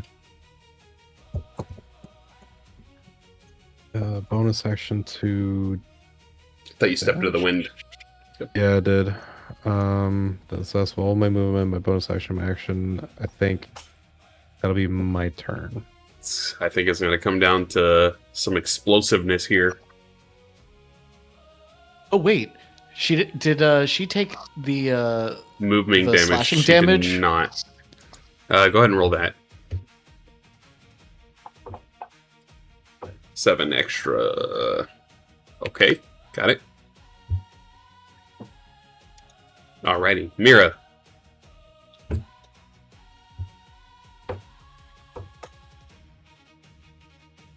Yeah, see, there's quite a mishap there.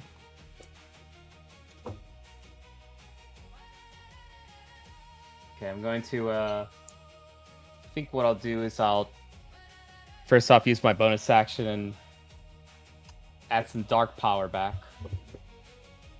Okay.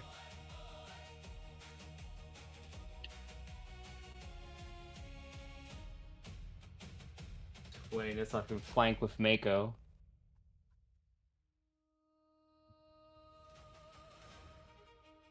Get a good swing in.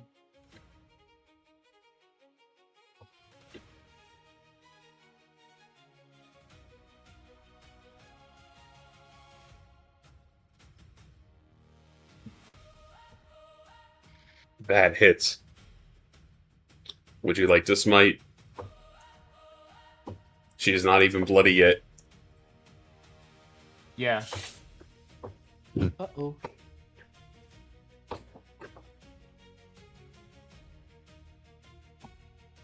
And I'll use my use the dark energy too.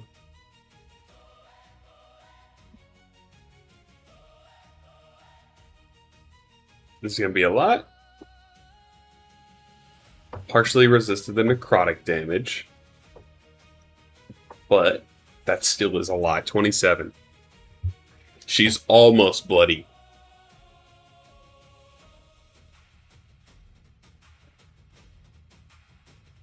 So that was my did my bonus. action, so I guess I have a second attack.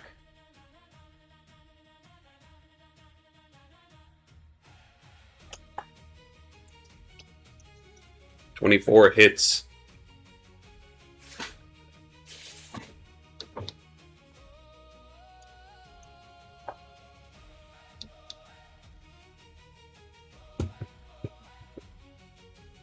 She is bloody now. So she resisted the necrotic? Necrotic, yes. Okay. She's a necromancer. Emphasis on romancer. The necromancer? That's a vampire.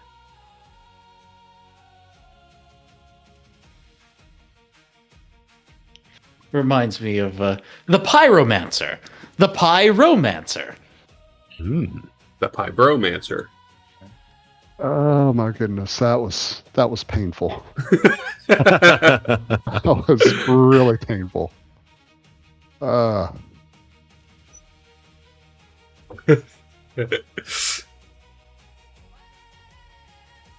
Is that it there, Mira? I think what I'll do is I'm going to... Let's see, I think I have enough movement to do this. 10, 20. Yeah. I think I can swing around here, still maintain myself in range, so then I can shield and protect Mako, potentially protect Mako and Folwyn. Okay. And end my turn. Alrighty. Folwyn. Go ahead and make a death save, please. Okay.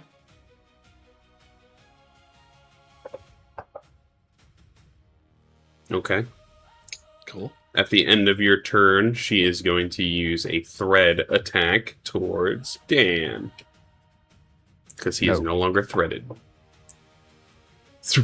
24 hits. So Dan is now threaded by the spectral thread. And everybody is once again threaded. Okay, Dan.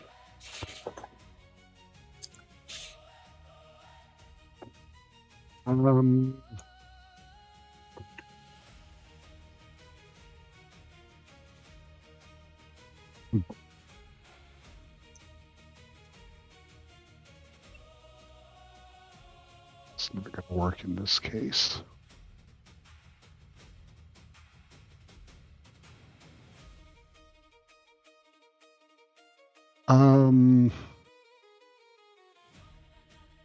Fuck it.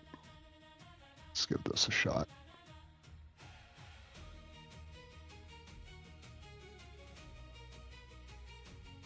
I'm going to cast Shatter. Okay. It'll be at second level since that's what I've got spell slots for. She fails. Go ahead and roll the damage. Nice. Okay. And she's also a construct, so she takes a little bit more damage than you think. Oh, yeah. Alrighty. So you see the sound kind of like shake her, and for a moment you see more start to chip away at her from the sound. Okay. That's... Shatter's good against structural damage. Yes, it is. All right. If I were to apply a potion to somebody, would that be part of my movement, or would that be an action? Action on someone else. Movement for yourself. Movement for yourself, action for somebody else. Mm-hmm. It's Folwyn's down. Is Mira down too? Oh, just full one.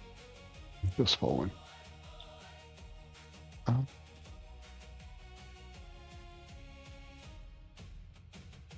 Me kind of... I've got one potion of healing. And I don't have a good way to get it to him.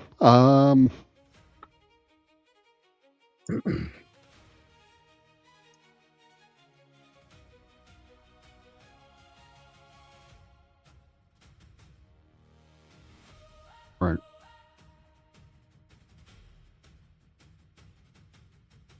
I'm going to move up 30 feet. Alrighty. Run.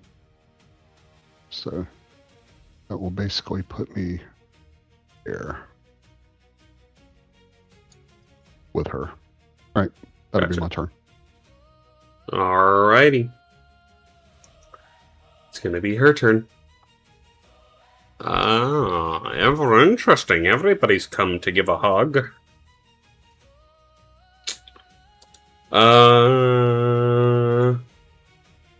This is tough. She's gonna make Mira do it. Mira, she's gonna control you to make an attack at full wind. I'm Hey, in yo, danger. So go ahead and make an attack roll at full wind at advantage. Double ones, double ones, Why double advantage? ones. Why advantage? Because Why he's advantage? prone. Oh, okay. Oh, 1 and a 3! Hell yeah. I'll say with a control. I'm So You have no idea how important that was. she's controlling you to swing at him, and you resist it and swing and hit the floor intentionally. Yeah, if you had hit him, he would die. Yeah, So that would have she- killed me outright. She will look at you, Mira, and go, "What a worthless puppet." And she is going to lift her hand and crunch at you, and you will make a Constitution saving throw. You succeed, so you take half this damage. So your soul begins to lift out of your body, and then it sinks back in. And that will be her turn. Mako. I'm gonna. 2 people could have died that one. That would have been awesome. Guess it doesn't matter. Straight roll then. Okay. It might actually still give it to you. Oh, I guess it didn't. I was kind of surprised. I thought it was going to be like she is flanked. She's got everyone on all sides. That's a lot of damage. A lot of damage. Now that's a lot of damage. Also, I want to spend the key point to impose. Sorry, with that last one, I'll roll the damage. Stunning. Damage here. Yeah. Damage here. She might use her 1 legendary resistance. Let's see. Yeah, that's tough. Oh, no, never mind. Send it. Air blows. She's getting a beat down from the monk. It hits. Whack, whack, whack, whack, whack, whack, whack, whack. Ow! Oh, that was the one. She's almost taken 200 damage at this point. Damn. She's looking pretty hurt. Mm-hmm. I'm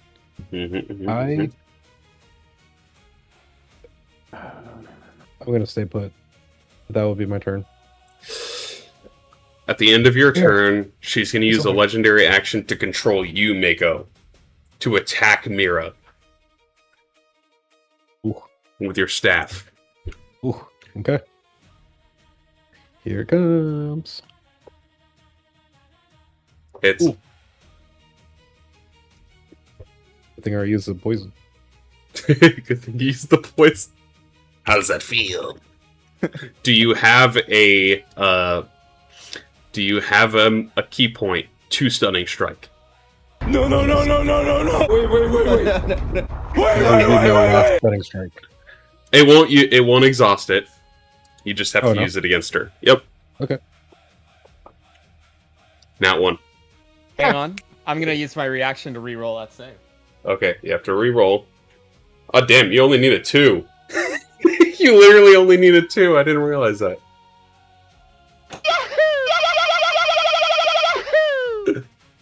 Well, considering Mira is a god at Constitution, apparently, she only needs a 1 to fail. Yeah, that 5% didn't happen twice. So Mira is not stunned, and that'll be the legendary action. So Mira.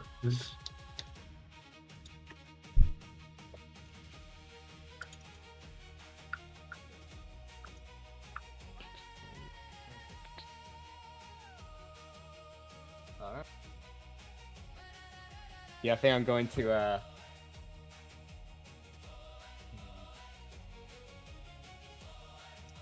So do I? First off, do I feel that that most of like Lady Valcrest's attacks are like necrotic energy Oh, yeah. based? Now that I felt it firsthand. She's a necromancer, yep. Okay.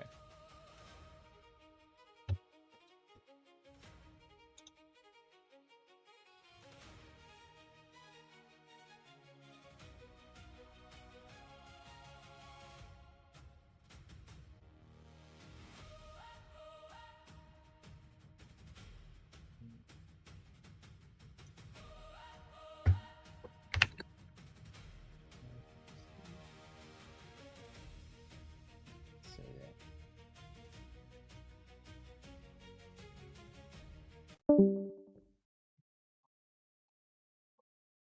Alright, I think what I'll do is I'm going to.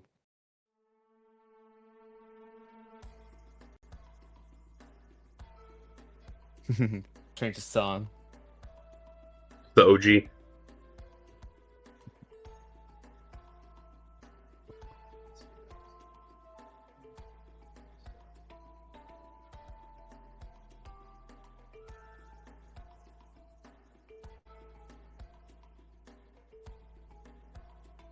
You attacking her, Mira? What you doing?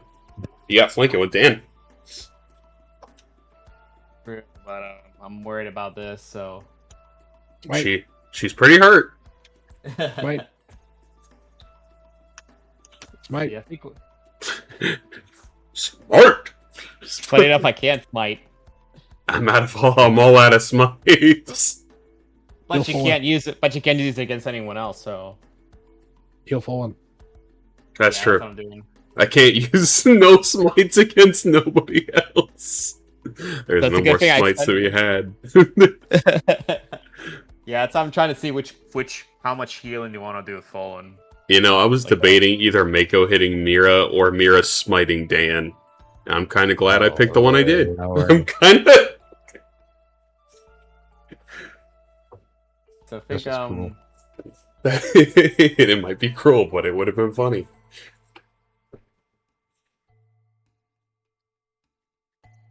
Okay, I think what I'm gonna do is gonna use my lay on hands. Okay. I'm gonna use about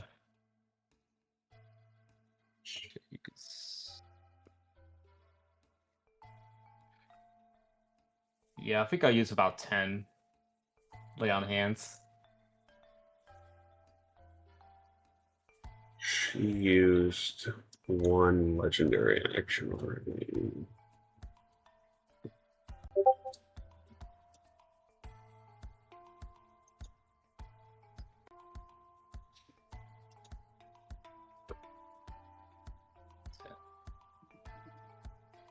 You used all of them, yes. No, I still have plenty. Folwyn is no longer one hit away from death. Jeez. He is still threatened, though. Now for my bonus action, I'm going to. Yeah, I think I'm. Might be scented, but I. To go dark, but I do want. I think I'd rather keep it balanced and just keep my save, Okay. my real save in case I need it. And just probably end my turn here. Okay. Folwyn. Okay, so first I guess I'll stand up. Okay. You stand up. And bonus action, I'm going to second wind. Second wind. Oh, almost a 10. Okay. And I think I'm just gonna have to do it at this range. Okay. Take the disadvantage of the close range. Yeah. Hey, if Will you it miss, you can hit automatically- someone else. Yeah. Will it automatically do disadvantage, or do I need to manually? You can try I'll if you just- want. I'll just do the manually. It's fine. It should, but yeah, it says ranged and melee, so you should be good. That still hits though. Okay. And I will add my last superiority die to do another distracting strike. Okay. Extra damage. 10:34 p.m.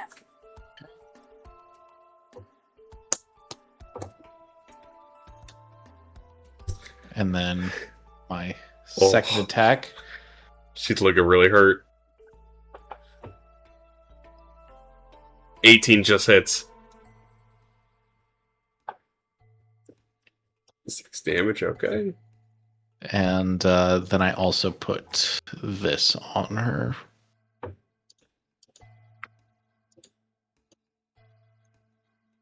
And yeah, that is my turn. At the end of your turn, she's going to use her last 2 legendary reactions to cut the strings of all of you. So all of you are threaded, so she is going to cut every single one. So she can't control you guys anymore, but you will take 3d6 damage. So each of you will take 15. What kind of damage? It is psychic. That's like, okay. So everyone takes 15. It'll be 7 for me. Oh, your resistance is psychic. There you go. Yes. 2. Did that already apply or no? No. So you gotta put it on yourself. I did. I die.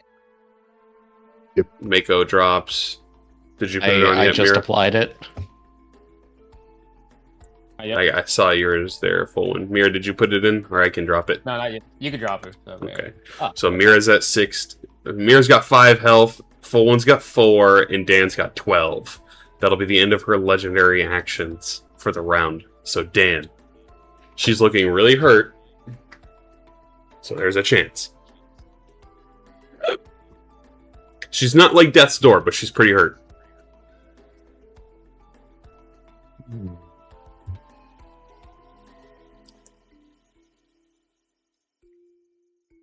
She's gonna say to you, "You're so close to all becoming my friends forever."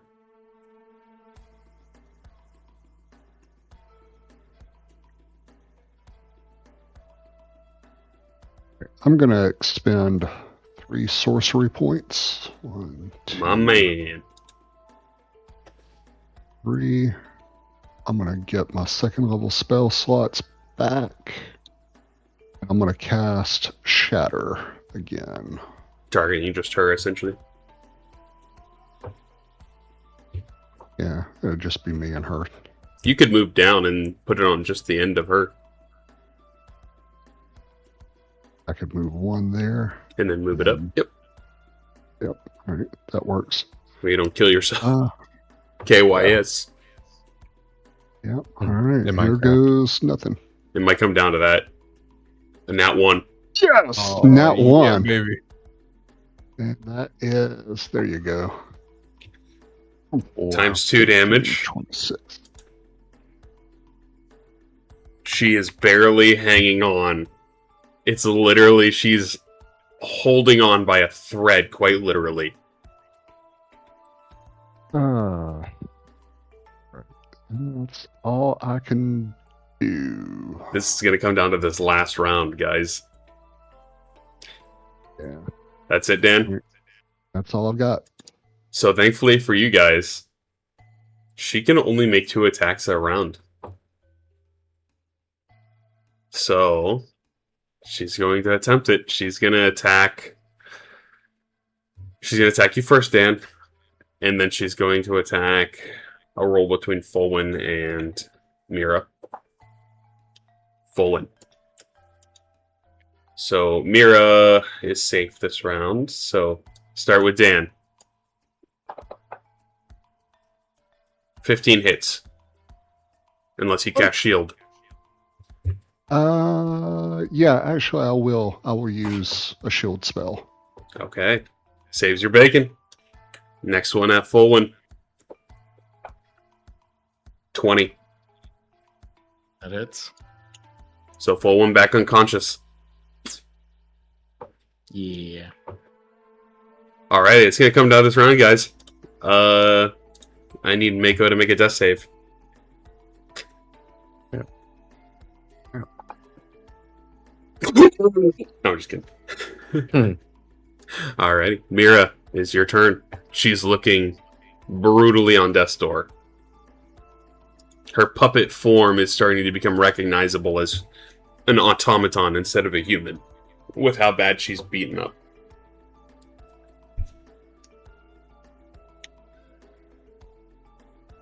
Yeah, I think I gotta.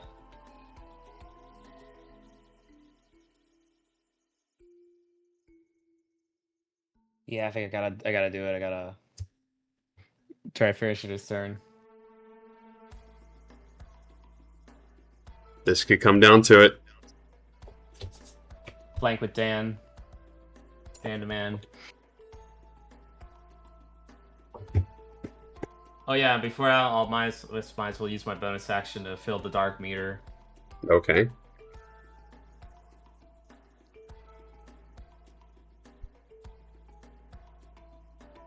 Boner in action.